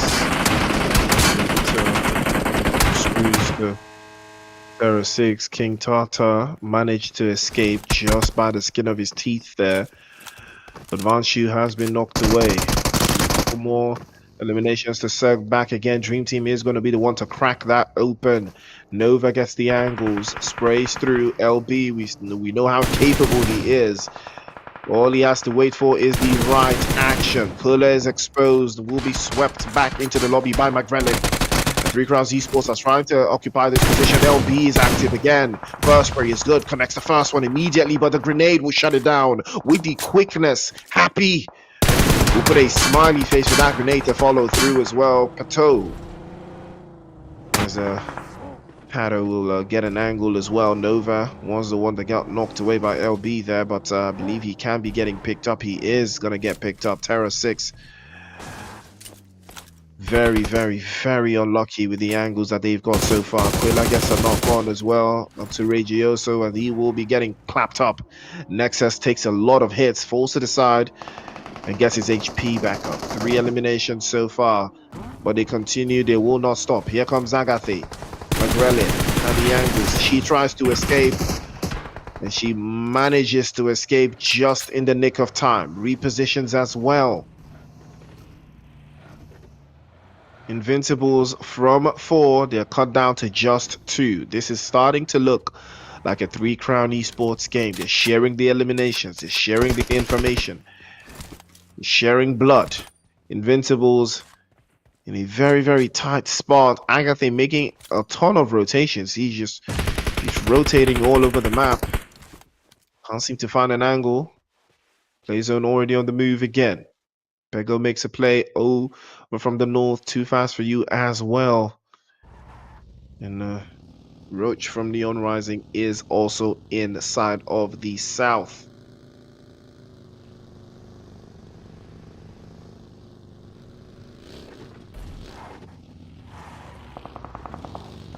Angles are very perpendicular. Playzone has shifted. Zenith Force smack dab in the center.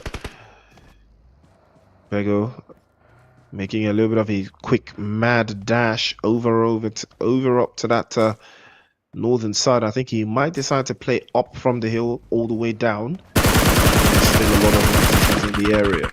Reefer again has spun a Dream Team, applies some more pressure. Royal Blood looking very solid there. Dream Team in trouble. King Tata gets a knock. Nova falls to the side, but he's going to be stopped immediately by Slinger. Dream Team trying their best to not lose any players. Unfortunately for them, they did lose one. And Sad is a little bit too far for comfort. Can they pick him up? Royal Blood making their own advance. Inching closer and closer. Sad might be out in the open, out in the wild.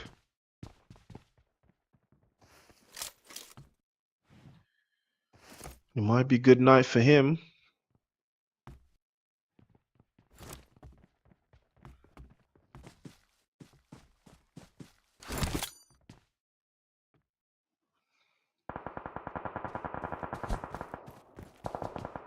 Did manage to make it through. Grenade from Reefer over the top. So far, they have secured 3 eliminations, but they need a whole lot more if they are trying to get themselves out of that bottom spot so far. Danger had no idea. Was creeping into the vicinity as well. Oh, what a spray! What a spray from Robber and Slinger. Not gonna be so lucky. We'll send him all the way back into the lobby. Had no idea, but looks like 3 Crown Esports are starting to get into 4th gear.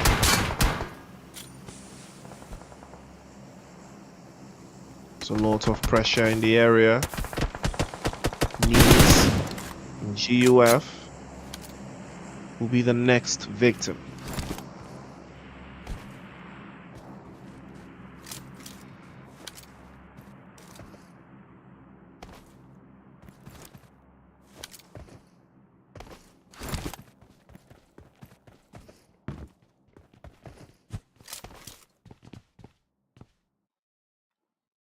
Royal Blood, slowly but surely, increasing their numbers, increasing their stats, making something special out of what we're starting to see so far. Could be the one that reigns supreme from how they play. Good position in the zone. All they have to do is move a couple of meters in. They should be fine. Danger and Halby, the last 2 left for player killers. Neon Rising still have 1. Aura still have 1. 1011 still have 1. GUF still have 1. 4B4M also have 1. And 3 Crown Esports, the only team with 4 players up. That should tell you that they exactly know what they need to do here. Zenith Force are not going to be the ones in their sight lines. Nexus with a spray all the way across the map, connects to his victim, sends him all the way back. Sprawled all the way down. 5 eliminations so far for 3 Crown Esports. Magrelian getting exposed by Bego. Then that could be trouble as he will be sent back into the lobby. Now 10-11, unfortunately, will not be doing much of a service to anyone else. Bego will snatch that one away, and that could be trouble, as 3 Crowns Esports will now be cut down to just 3 players. Ooh. Mr. IQ with the grenade. That was very, very close. Charged up. Nexus could be in trouble if that grenade lands. He lands. Nexus falls. And 3 Crowns Esports, somehow the game is starting to slip away from their hands. The rest of his team are already pulling up to the vicinity. A grenade is sent over to the side. But Nexus will be getting clutched up with the quickness. Mr. IQ, for a reason, snatches that one away and goes back into his hiding spot. Zenith Force and 3 Crown Esports, we saw them lock horns in the previous game. And Nexus had no idea that that grenade was going to come for him.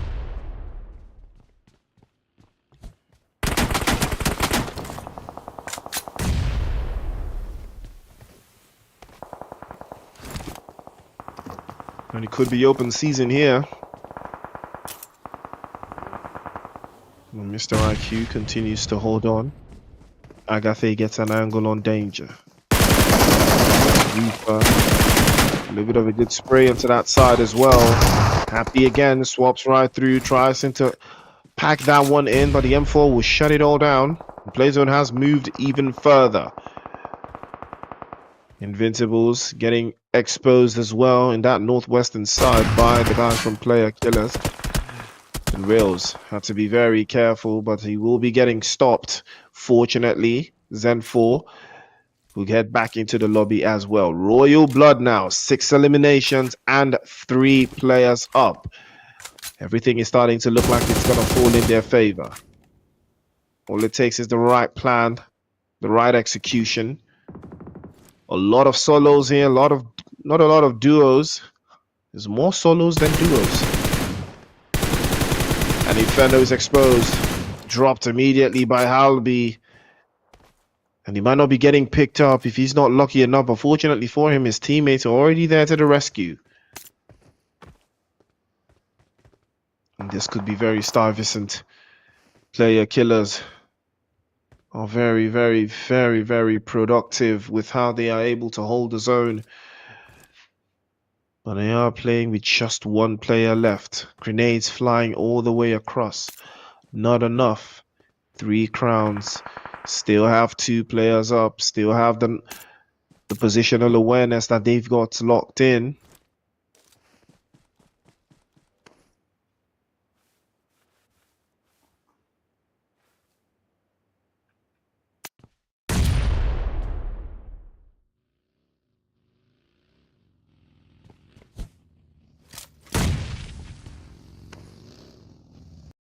No. Now it is the moment to decide.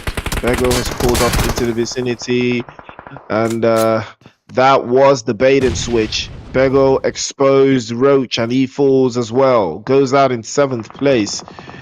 And Navy SEALs exposed as well. Bego gets the angle on 1 HP, drops him immediately back into the lobby. Reefer is not going to be so lucky. Gets the clutch. Bego, 9 eliminations for 10-11. Bego has 5 of them. And the play zone has moved even further, a little bit more central now. Will force all the teams towards the guys from Royal Blood. And Royal Blood have lost another player, so they only have a duo. So do 3 Crown Esports. Bego continues to lay waste, continues to release the bullets against the opposition side. Navy SEALs playing off a little bit of an open spot, and finally Saint will get the angle on Harvey and will send him back into the lobby. Now we're down to 4 teams.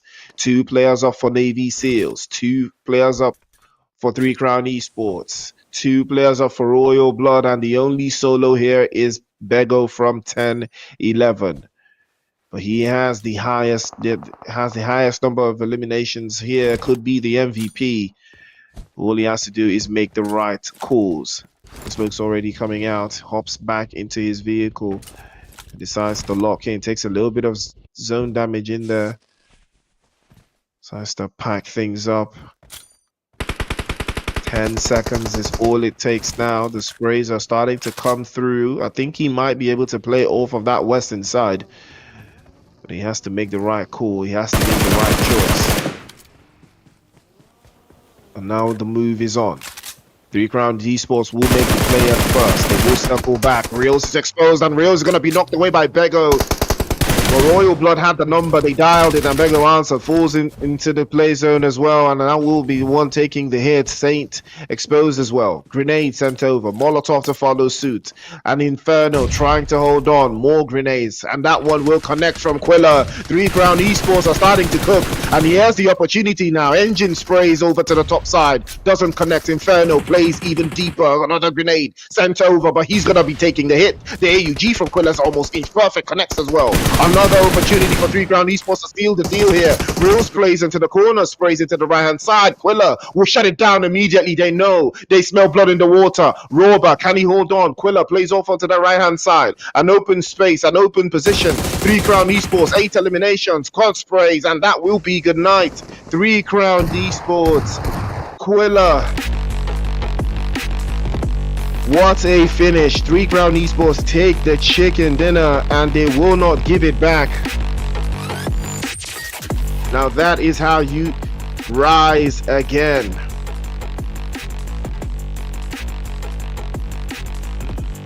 Beautiful stuff from 3 Crowns Esports. Chicken dinner, 31 points total.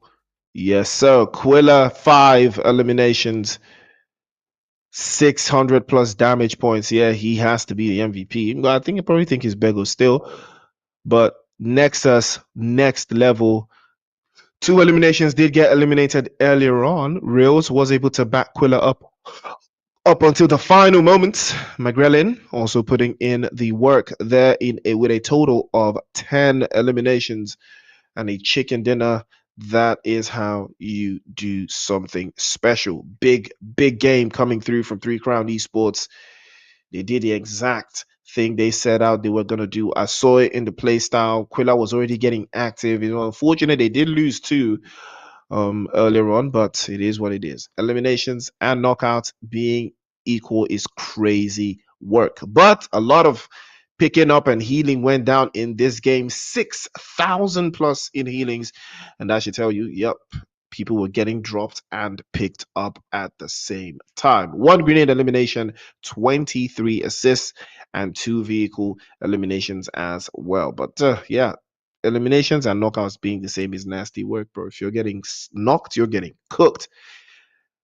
1400 in damage for 3 Crowns Esports, and what have you? Royal Blood also with 1109 knockdowns for 3 Crowns, all 4 times better than Royal Blood, but 2 times better in eliminations as well. But they did do a magnificent job, Royal Blood. This was the game to unlock their potential, but MVP is going to be none other than Bego. 1,300 plus damage points. Yep, that is how you play a clutch game. Absolutely beautiful stuff coming through from Bego.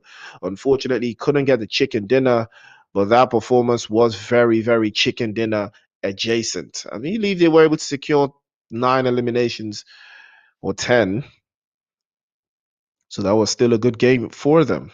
Was able to get some more eliminations to follow suit. But Quilla was in fact very close. But that gap in damage was just crazy, man. Crazy. He did almost 2 times his damage. But 1 HP was there for Aura. Roach from Neon Rising also putting his name on the board. Amar with 500 plus damage points as well, but 3 eliminations. Solid game from Amar. That counts as a total of 8 for top 2 players, top 5 players for the match. But again, 3 matches down. Solid games we've seen so far. 20 points for 3 Crown Esports. Now that is how you make your mark. But Royal Blood coming in second place with 14, 10-11 with 9 player killers with 8 and a total. Navy in 5th place with 7, Aura in 6th place with 6, Neon Rising, Invincibles, and Why So Serious all sharing 4 apiece from 7th to 9th. And on a much more interesting note, we've got GUF in 10th place with 3 points in total. Dream Team, Pain, and Zenith Force all sharing 2 eliminations apiece. TERRORSIX with 1 4 before him and FOWLPLAY, yet unfortunately could not secure any points. And at the end of that road, we see what the rankings are starting to look like. 42 points for Pain, and 10-11 are now just 7 points away from them. 3 Crown Esports, that chicken dinner puts them all the way up into 3rd place, just over the player killers. The chicken dinner doing its magic again. Player killers in 4th with 30. Royal Blood in 5th with 19. 4B4M in 6th with 15. Neon Rising in 7th with 14. And Navy SEALs in 8th with 13. Dream Team and Aura sharing 12 apiece, a 12-piece chicken nugget. And Zenith Force TERRORSIX also sharing 9 points to the goods, currently sitting in 11th and 12th place. FOWLPLAY, GUF, and Invincibles with Why So Serious all below 10 points. Still 3 games down, and these teams are yet to score up to double digits. Hopefully the last game of the night will provide that opportunity. We are going to be keeping our eyes peeled on those teams currently sitting at the bottom, especially the Invincibles, because they have a lot to offer. But right now, Pony leads the charge still, 1,685 in damage points. But take a look at Bego with 2,200 plus, and he's 5 eliminations shy of Pony. That should tell you that, yes, Bego is absolutely cooking. Danger with 10 and 1,700 plus. Quilla and McGrellin from 3 Crowns Esports also sharing the spotlight in 4th and 5th with 1,200 to 1,300 between them. Now the journey is on for who is going to be MVP of the Clatter of Clans Winners Showdown. Ladies and gentlemen, it's 3 games down, 1 more to go. we are going to be keeping a clutch. But Miramar is up. Next, ladies and gentlemen. Big game for Three Crowns Esports. They did exactly what I was expecting. Unfortunately, they did lose some of their players, but it is what it is. They still kept their composure. They stood on business. They put the work in. So we love to see it. Ladies and gentlemen, 3 games down, 1 more game to go. We'll be right back after the break. We'll head over to Miramar.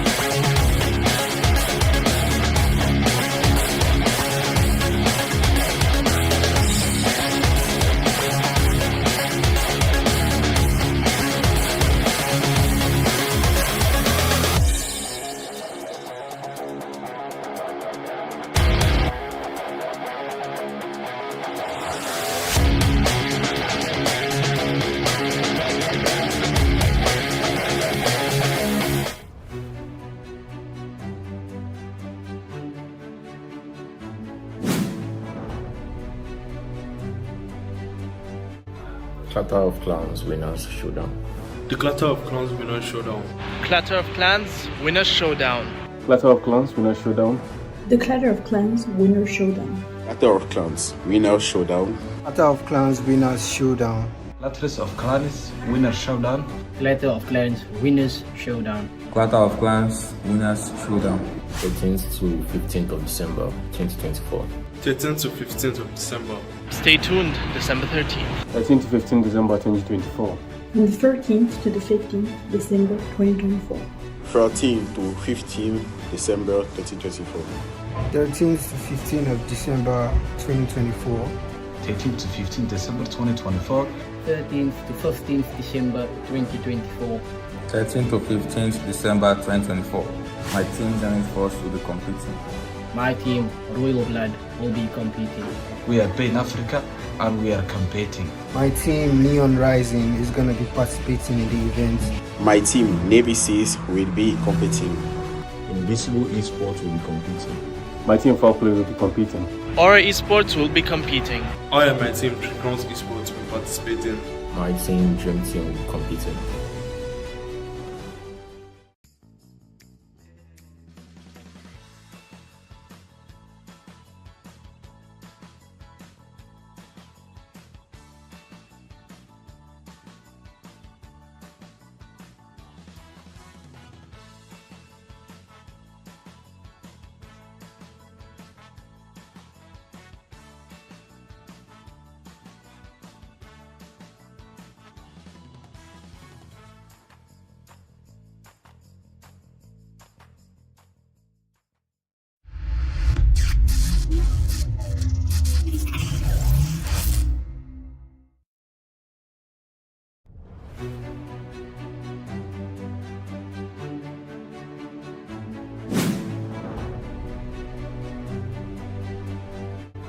Clatter of Clans Winners Showdown. The Clatter of Clans Winners Showdown. Clatter of Clans Winners Showdown. Clatter of Clans Winner Showdown. The Clatter of Clans Winner Showdown. Clatter of Clans Winner Showdown. Clatter of Clans Winners Showdown. Clatter of Clans Winner Showdown. Clatter of Clans Winners Showdown. Clatter of Clans Winners Showdown. 13th to 15th of December 2024. 13th to 15th of December. Stay tuned, December 13th. 13 to 15 December 2024. From the 13th to the 15th December 2024. 13 to 15 December 2024. 13th to 15th of December 2024. 13 to 15 December 2024. 13th to 15th December 2024. 13th to 15th December 2024. My team Zenith Force will be competing. My team, Royal Blood, will be competing. We are Pain Africa and we are competing. My team, Neon Rising, is going to be participating in the event. My team, Navy Seas, will be competing. Invincible Esports will be competing. My team FOWLPLAY will be competing. Aura Esports will be competing. I and my team, Crowns Esports, will participate in. My team, Dream Team, will be competing.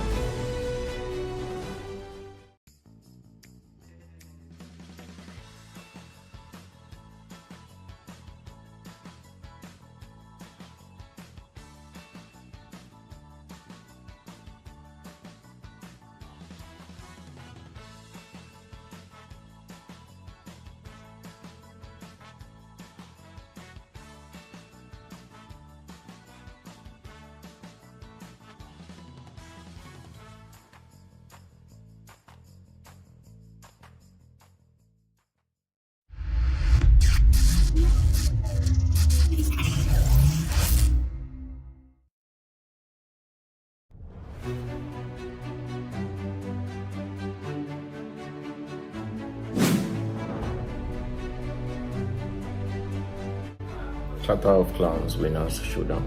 The Clatter of Clans Winners Showdown. Clatter of Clans Winners Showdown. Clatter of Clans Winner Showdown.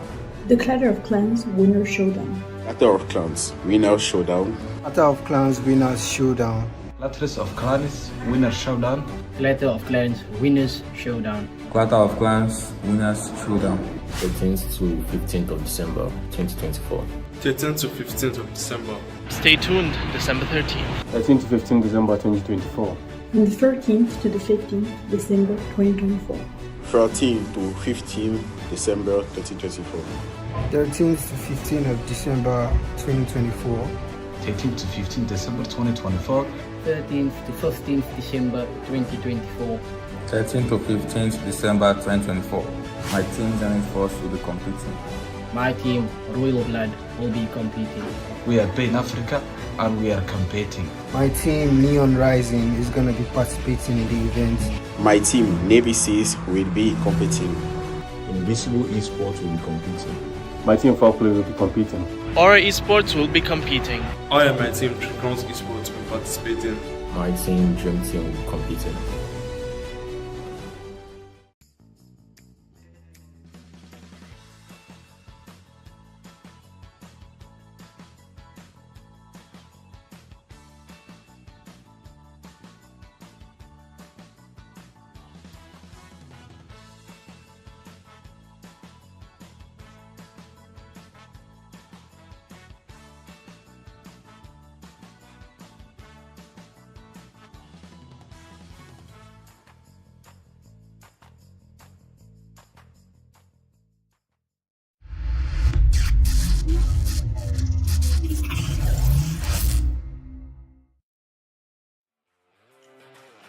All right, ladies and gentlemen, welcome back to the show. It is the Clatter of Clans Winners Showdown 2024. The first, I think this is the second edition of the Winners Showdown. The first edition was last year, if I'm not mistaken. Big shout out to Unsullied Army and Data Up Gaming. Don't forget, Clatter of Clans Season 4 registration is ongoing. So if you haven't registered your team, head over to the Discord, register your team, so you can be in the Winners Showdown of 2025. Start your 2025 the right way. Head over to Unsullied Army's Discord, register your team, and get ready to be a part of the action. So ladies and gentlemen, without further ado, we've had 3 games with Pain Africa taking 2 chicken dinners, still putting them on top. 3 Crown Esports finally getting themselves a chicken dinner in match number 3. Now, one more game left. Gonna keep our eyes peeled. Who's gonna take chicken dinner? Who's gonna come out on top? And who's going to, finish the day very, very strongly. But I think with that, I think I'm still looking out for the Invincibles. A couple of teams at the bottom, Dream Team, I'm still looking out for them. They've had only one solid game today. Neon Rising as well. 4B4M as well. They are all itching very, very close. Player Killers also itching very close. So we're going to be keeping our eyes on them as well to see if they can clutch things up. But I'm excited. I'm super excited, guys. It's been a very interesting day 1. Remember, this tournament runs for 3 days. We're gonna have day 2 tomorrow, and then we're gonna wrap things up on Sunday. So Miramar, oh man, I'm not feeling good. Oh, I'm really struggling, not gonna lie. Okay. Let's do this. Yeah. Yeah. I'm good. I'll see you through. All right. Interesting playing path from east to west, cuts right through the middle of Los Leones and La Bendita. Minas Generales as well. Pecado in touch. Ladriea is in touch as well. Chumacera, Minas de Val de Mar, even Minas del Sur is all in touch. I think we can have some teams play off from Power Grid and San Martin. I'm not sure about Hacienda del Patron, though. Still a little bit too far out. El Pozo definitely out of the question. But, I think Monte Nueve could still be in play. Again,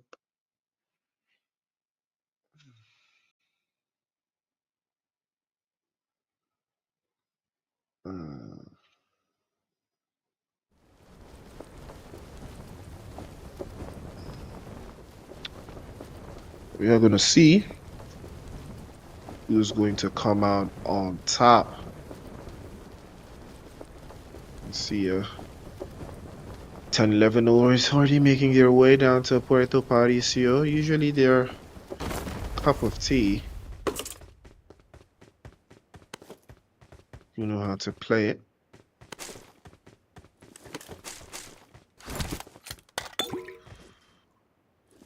They are looking quite humble in their design.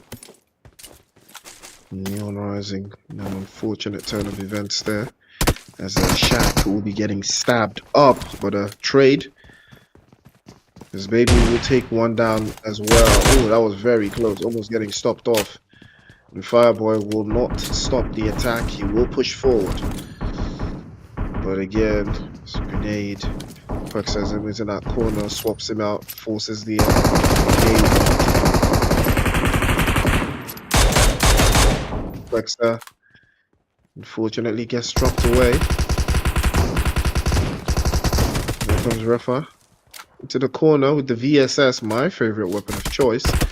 Dream Team again, unfortunately, just couldn't see the end of that one. We'll lose Sad and Nova. Royal Blood starting very, very strongly, picking up from where they left off in the previous game.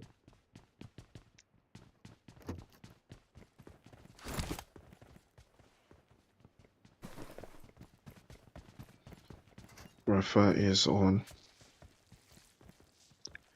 Very comfortable, very convenient for them.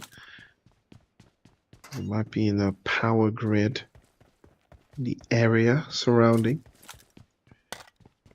The idea for them, Pain have secured 3 eliminations at the cost of just 1. It's a good way to start things off. Would like to finish the end of the day with a very, very, very solid game.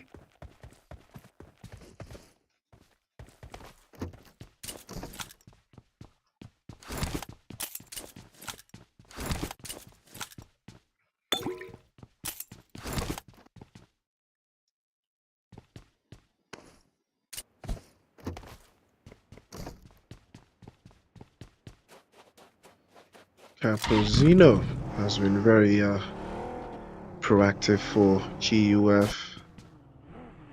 He has been able to hold his own down for the most part.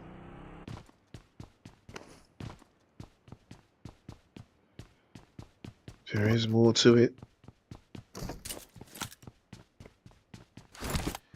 Definitely a lot more to it.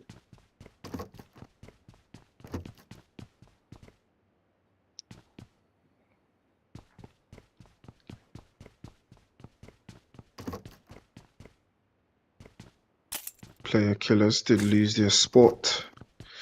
Currently sitting all the way down in 4th after that chicken dinner from 3 Crowns.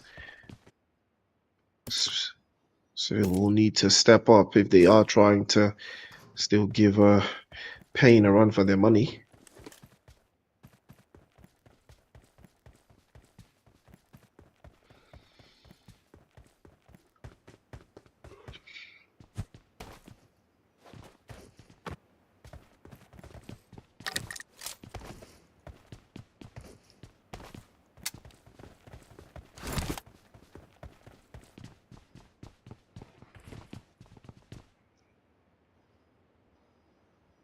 TERRORSIX on the advance. Still haven't been too convincing, as they are sitting in 12th.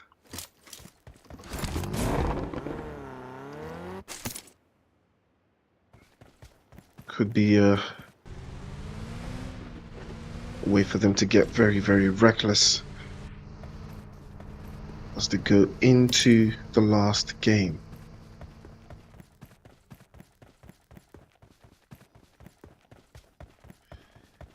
And here comes Nexus again.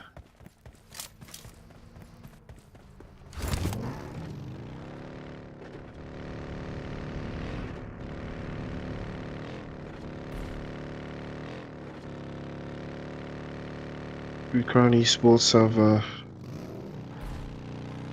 it used to be formerly 03 Brothers.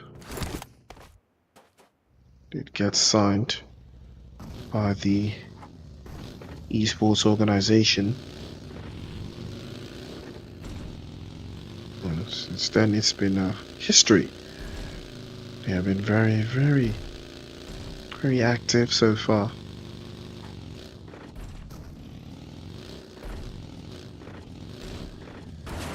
We might need a little bit more. Dream Team as well. Nova and Sad getting robbed earlier by a Royal Blood.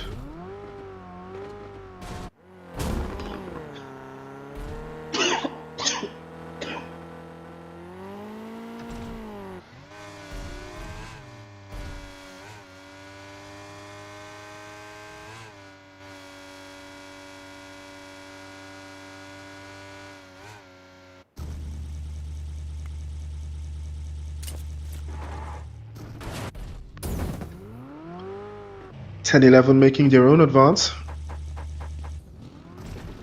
Much of a square play into the south.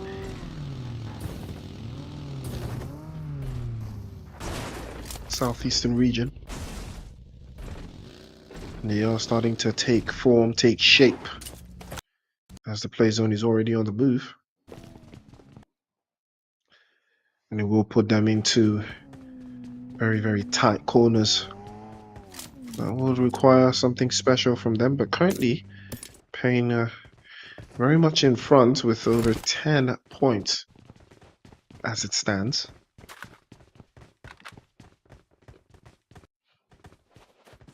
So in order for 10-11 to catch up, they need to at least secure a chicken dinner and not allow the points to extend even further. But knowing Pain, that might be their MO at the end of the day. Extend the points as far as you can.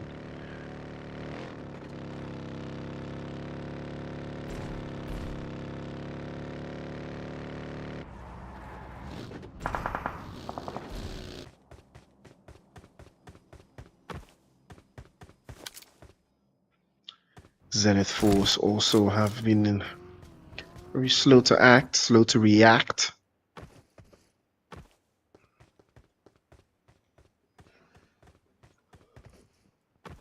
And there could be a little bit of an interesting touch here. Mentor is the one exposed. He might be getting dropped off, and he might be getting open into that corner. Bego actually gets an angle on him and a return fire from enemy all the way across with the Mini 14. And Zenith Force could be in trouble here. 10-11 will smell blood in the water. They're too far out. Mentor will send Mr. IQ back into the lobby with the use of space. Corner. Some speculation as well. More pressure sent his way. Enemy had to be a little bit careful with that one, as he does take some damage. He might be starting to play a little bit closer to the vest there. That's a spray on McGrellin. 3 Crown Esports taking a hit as well.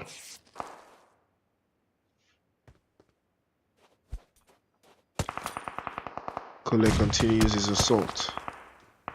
Sends another one over the top. The smoke's already coming out. Reels applying somewhat of some makeshift pressure, but they're It's not enough. Kule has the sight lines. He's exposed though. Could be trouble for him, as the rest of his teammates are yet to make it to this stroke, but they do make it through. Regioso with the angles. Nexus falls. 3 climbing force. Again. Oncho continues with the spray, and Amar is the one that's going to get knocked away. Tony plays off that left-hand side, and ZENITH might want some of that smoke, and he almost gets him knocked away. More spray. Amar gets swept up in all of the chaos. Back into the lobby he goes. Can't forget about Tony. Tony's going for it, and then he sways. Oh, that's a beautiful shot, and drops Tony immediately. That will be good night. ZENITH go out, but unfortunately 10-11 will lose Amar. They will put 4 on the board. Regioso exposed, dropped off, swept away. So all left to Kule and Agathe. Still getting their numbers back up. But Nexus, unfortunately, will not be so lucky. They will be cut down to 3.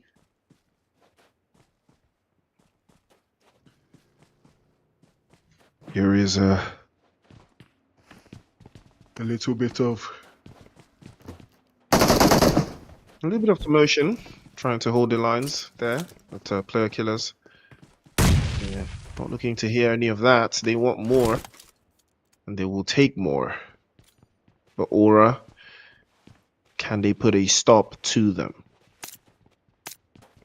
Plays those shifts quite nicely towards that eastern side still. Los Leones could be the most ideal place to play out of right now, and then that could work well. But Talus had no idea that the grenade was going to bounce all the way back, and it did.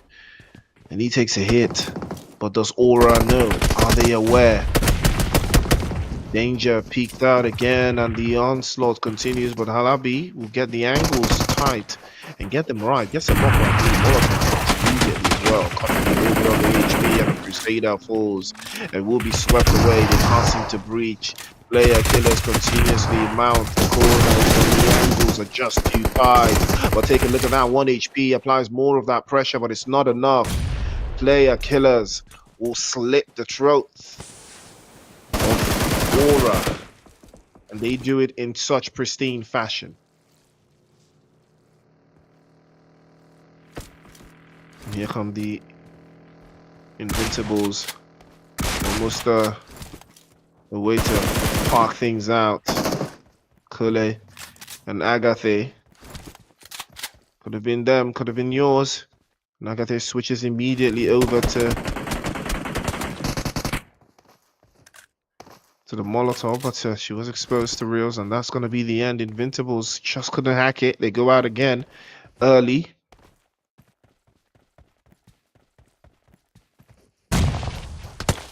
That, ladies and gentlemen, is how things go from bad to worse.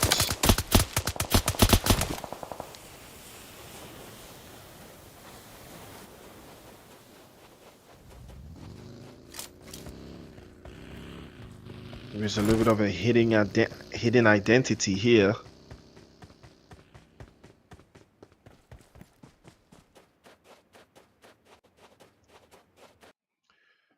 Alabi continues his onslaught. Royal Blood on the receiving end of it. Navy on the other side, playing on the hillside. Faint.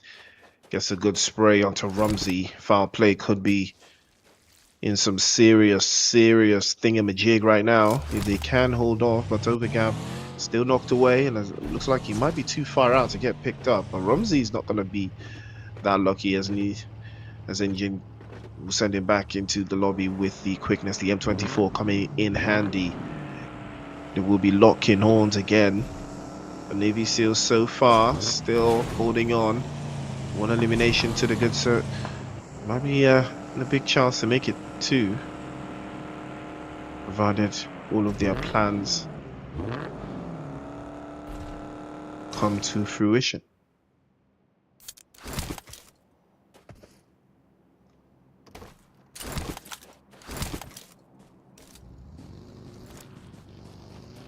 Venom.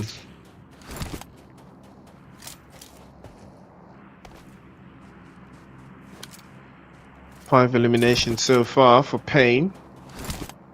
They have been very, very, very active tonight. The chicken dinner in this game will seal the domination. The last time I saw something like that was full wreck and day one of the Luck of the African Finals. So a similar performance. Very, very similar.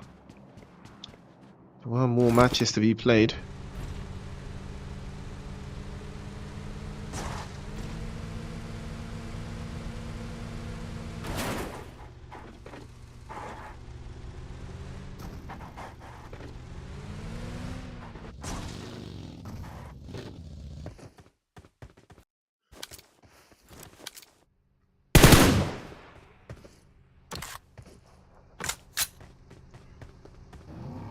And 11 in a very unorthodox split, trying to hold the high-rise positions would be more favorable for them if you went down that road, honestly, but it looks like Roach is going to be blown to smithereens there, and that's going to be the end for him. Neon Rising will go out again. Now we'll be giving an opportunity for Navy and Dream Team to rise to the occasion, even foul play as well. We are going to see, will they capitalize?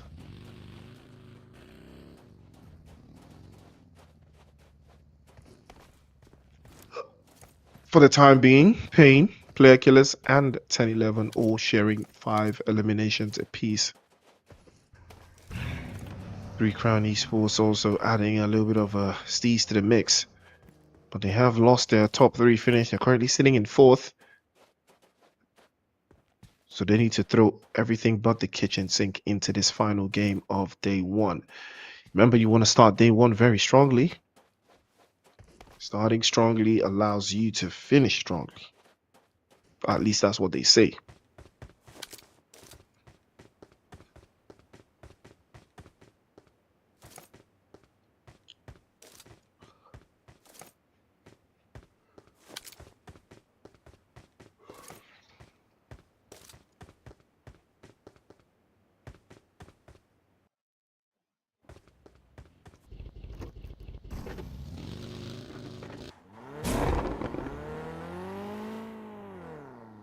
Player zone shift quite nicely again, as expected. Los Leones is where you want to be right now.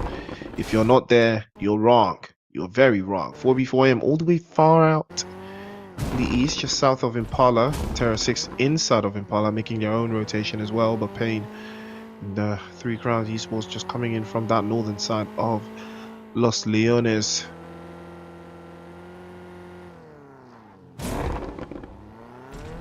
I'll try something unorthodox to get inside of the zone from this position, because we are down to 11 teams and 33 players alive.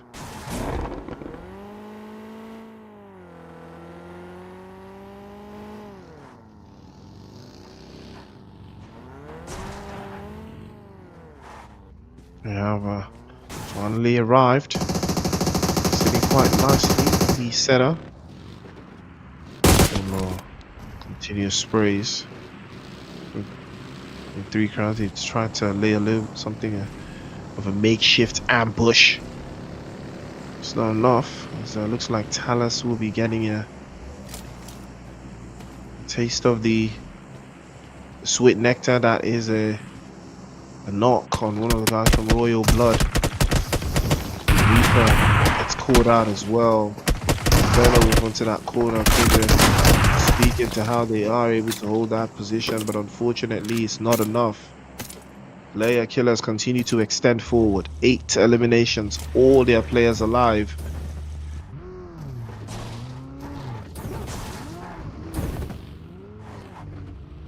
(10-11) on the other hand, just by the edge of Los Leones. They have made their way into the city, but still want to keep their options open. You can tell from how they parked in.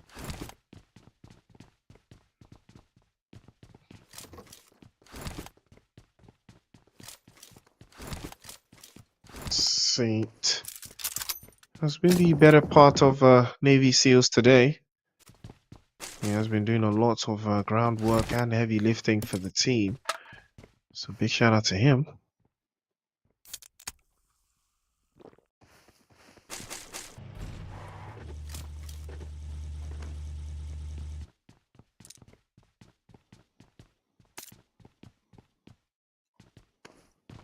Navy SEALs have not been able to find their rhythm just yet, but they are sitting quite nicely in that middle part of the leaderboard. Again, 14 points. Could be better. But they do have an opportunity to leapfrog across over the match from Neon Rising. Only 2 extra points.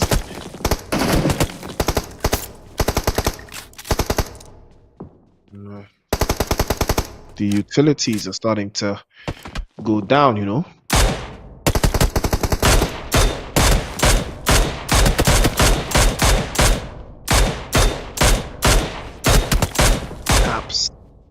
Taps and more taps continue.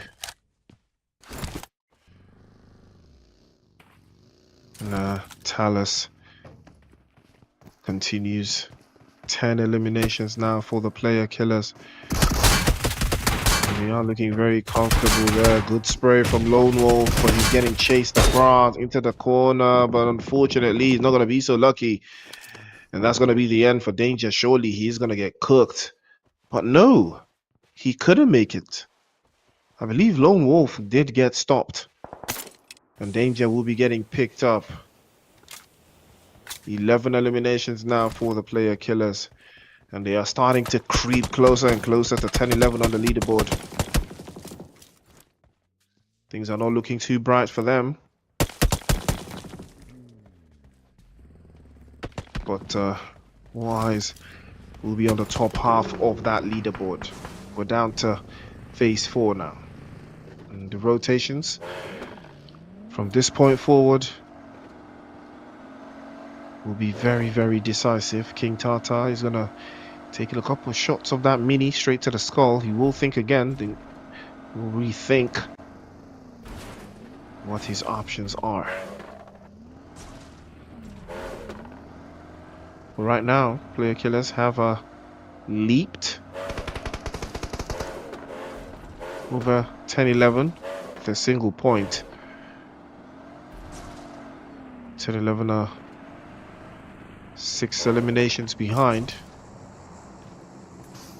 Navy down to just 2 players in. There's a big chance that somebody might be losing out here, but looks like that's not going to be the case.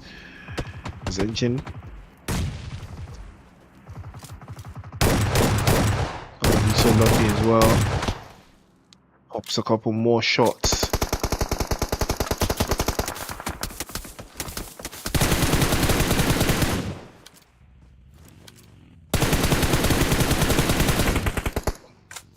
Kit Kat continues his onslaught. 12 eliminations now for player killers. And they're starting to rev up their engines. They are not too far away from pain right now. Still a little bit of a journey, but it's not out of reach.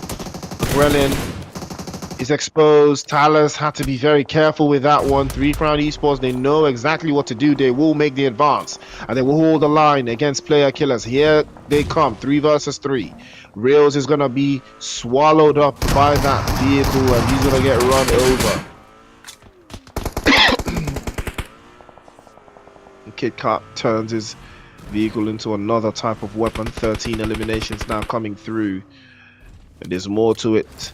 He sprays into this open space. Quilla exposed. Quilla will be getting dropped off. McGrellin goes for the finish, and now's the opportunity. 1 versus 3. McGrellin, can he walk through? Swings into the side, and they will be stopped dead in his tracks. 15 eliminations. Danger stays dangerous. 6 eliminations for him. MVP's calling his name, and he might as well just answer. Player killers absolutely killing it right now. Pain are still very much in the running, still very much alive. 4B4M deep in the south. And 10-11, I think they did smell a little bit of chaos there, and they might want some of that action. They might decide to put an end to Danger. They will put an end to him immediately, and more sprays to follow through. Mentor might be the one that takes a hit, and he has to circle back into that open space. Somehow 10-11 will seal yet another elimination. That grenade a little bit too close for comfort. 4B4M could have the angle. Sammy plays off deep into the right hand side, and that one might be the one that makes it happen. Too fast for you. Good spray over to the side. Bego is going to take a hit. A serious hit. Falls And this could change things for 10-11, but can they make the advance? If 4B4M want to push up on this, they need a better cover. The cover they currently have is not enough, but that grenade is good. Very good. The angles are tight, very tight as well. Sami still plays a little bit closer, and Bego falls again. Another open space. Couple more sprays from Mentor, but there's only so much you can do. So 1 versus 2. An enemy will be getting clutched out. They are forced into the open. And unfortunately, cannot do too much from that spot. But Mentor will find a way into that next zone. Bego, unfortunately, will not be getting picked up.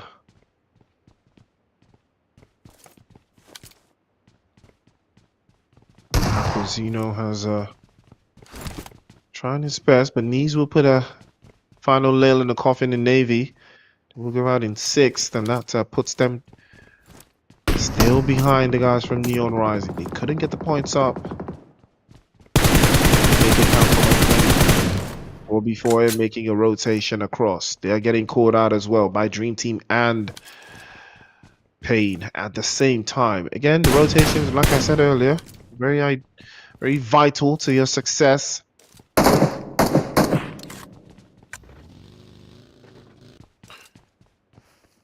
Playzone will claim Bego finally, and that will be another point going to 4B4M. They're up to 3 points now. 3 eliminations to the good. And now we're down to 5 teams. 14 players alive. All with a taste for chicken dinners. But who's going to take the chicken dinner? Pain still playing alive. Still playing with 3. 4B4M with 4. GUF with 4 as well. Dream Team with just 2. And that sums up the last player being 10-11 with just 1.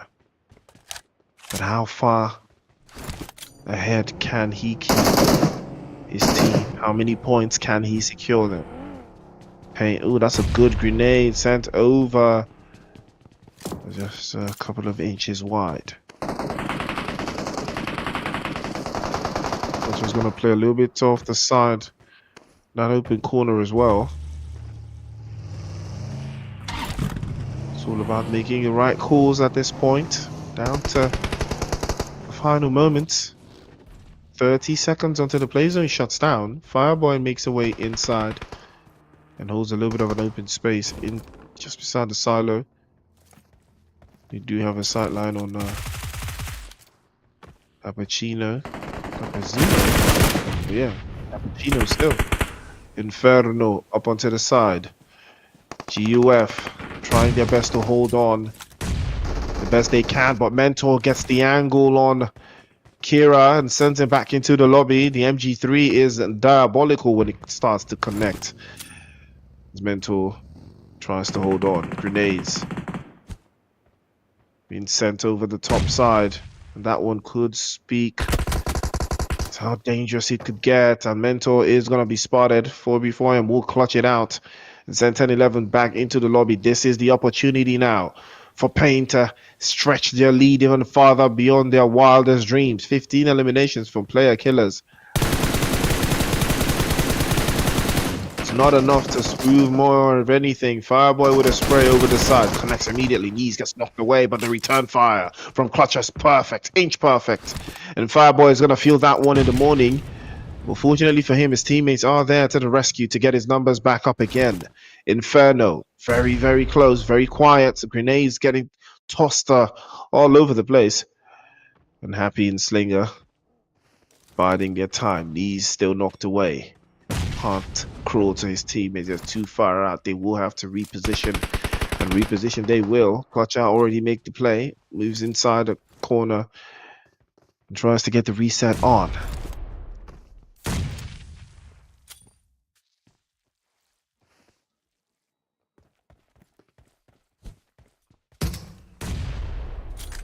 Venom pops a grenade just down. Can't seem to get the right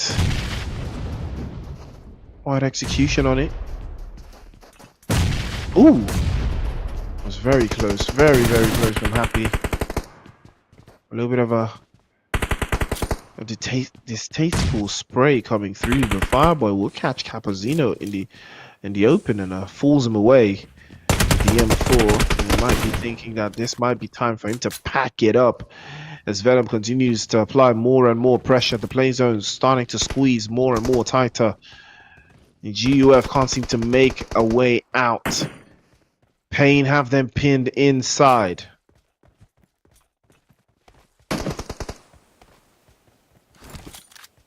Things are looking like it's scary hours right now for Venom. Panic. Gets an angle on knees. Will escort him back into the lobby. 4v4M looking very, very comfortable. Clutcher cannot clutch. He goes back into the lobby as well. Dream Team now looking for an opportunity as well. Too fast for you. Good spray over to the side. Nabil, the next victim to follow suit.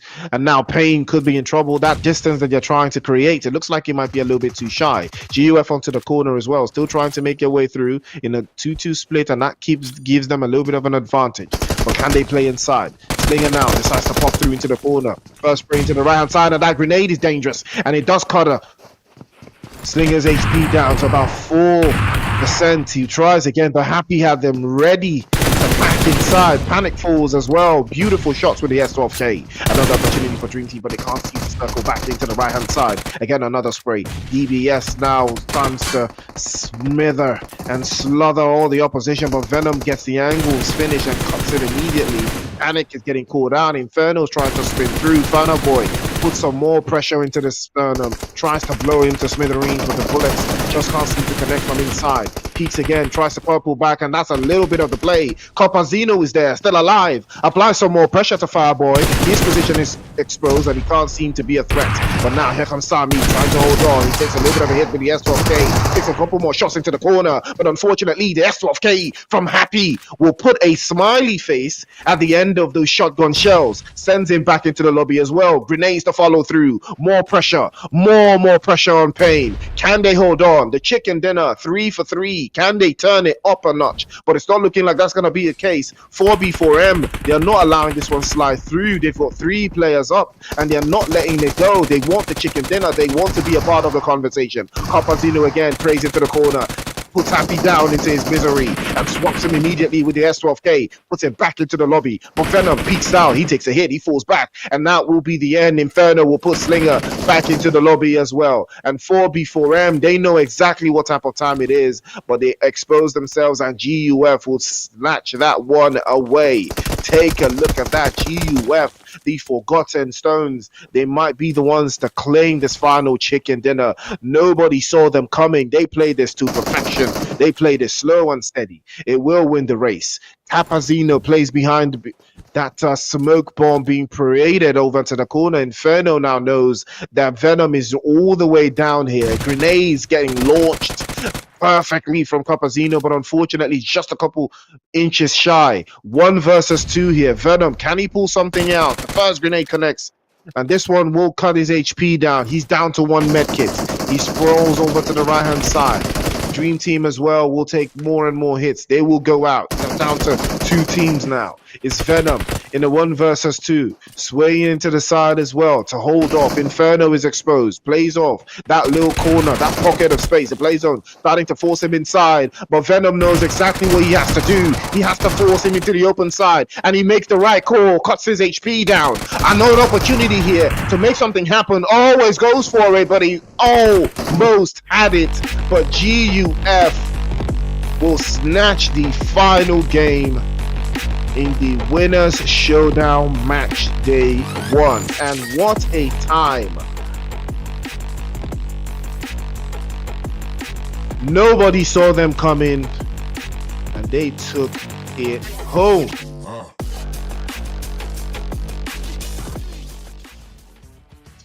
All right, ladies and gentlemen, what a game that was. GUF was able to snatch things down and put in a beautiful amount of work. And we love to see it, don't we? We absolutely love to see it. Beautiful performance from GUF, but pain still caused some pain to a lot of these teams, and they are all learning the hard way. Ladies and gentlemen, I'm a big fan of perseverance. I expected this type of performance from the Invincibles. I expected it from some teams that were currently sitting in that area where they were sitting, like Why So Serious. But I'm impressed. GUF put on quite a show. They did something amazing, and yeah, I'm starting to see that. Yeah, it's like I said, it's gonna go into the last day. Pain did good, but GUF are just better. They just did it better. They did a far better job. They put in some points. Yeah, 22 points. It's a good game. It's a very good game. Chicken dinner, 5 eliminations. You can't go mad at that. They put in some work, and that's what we love to see.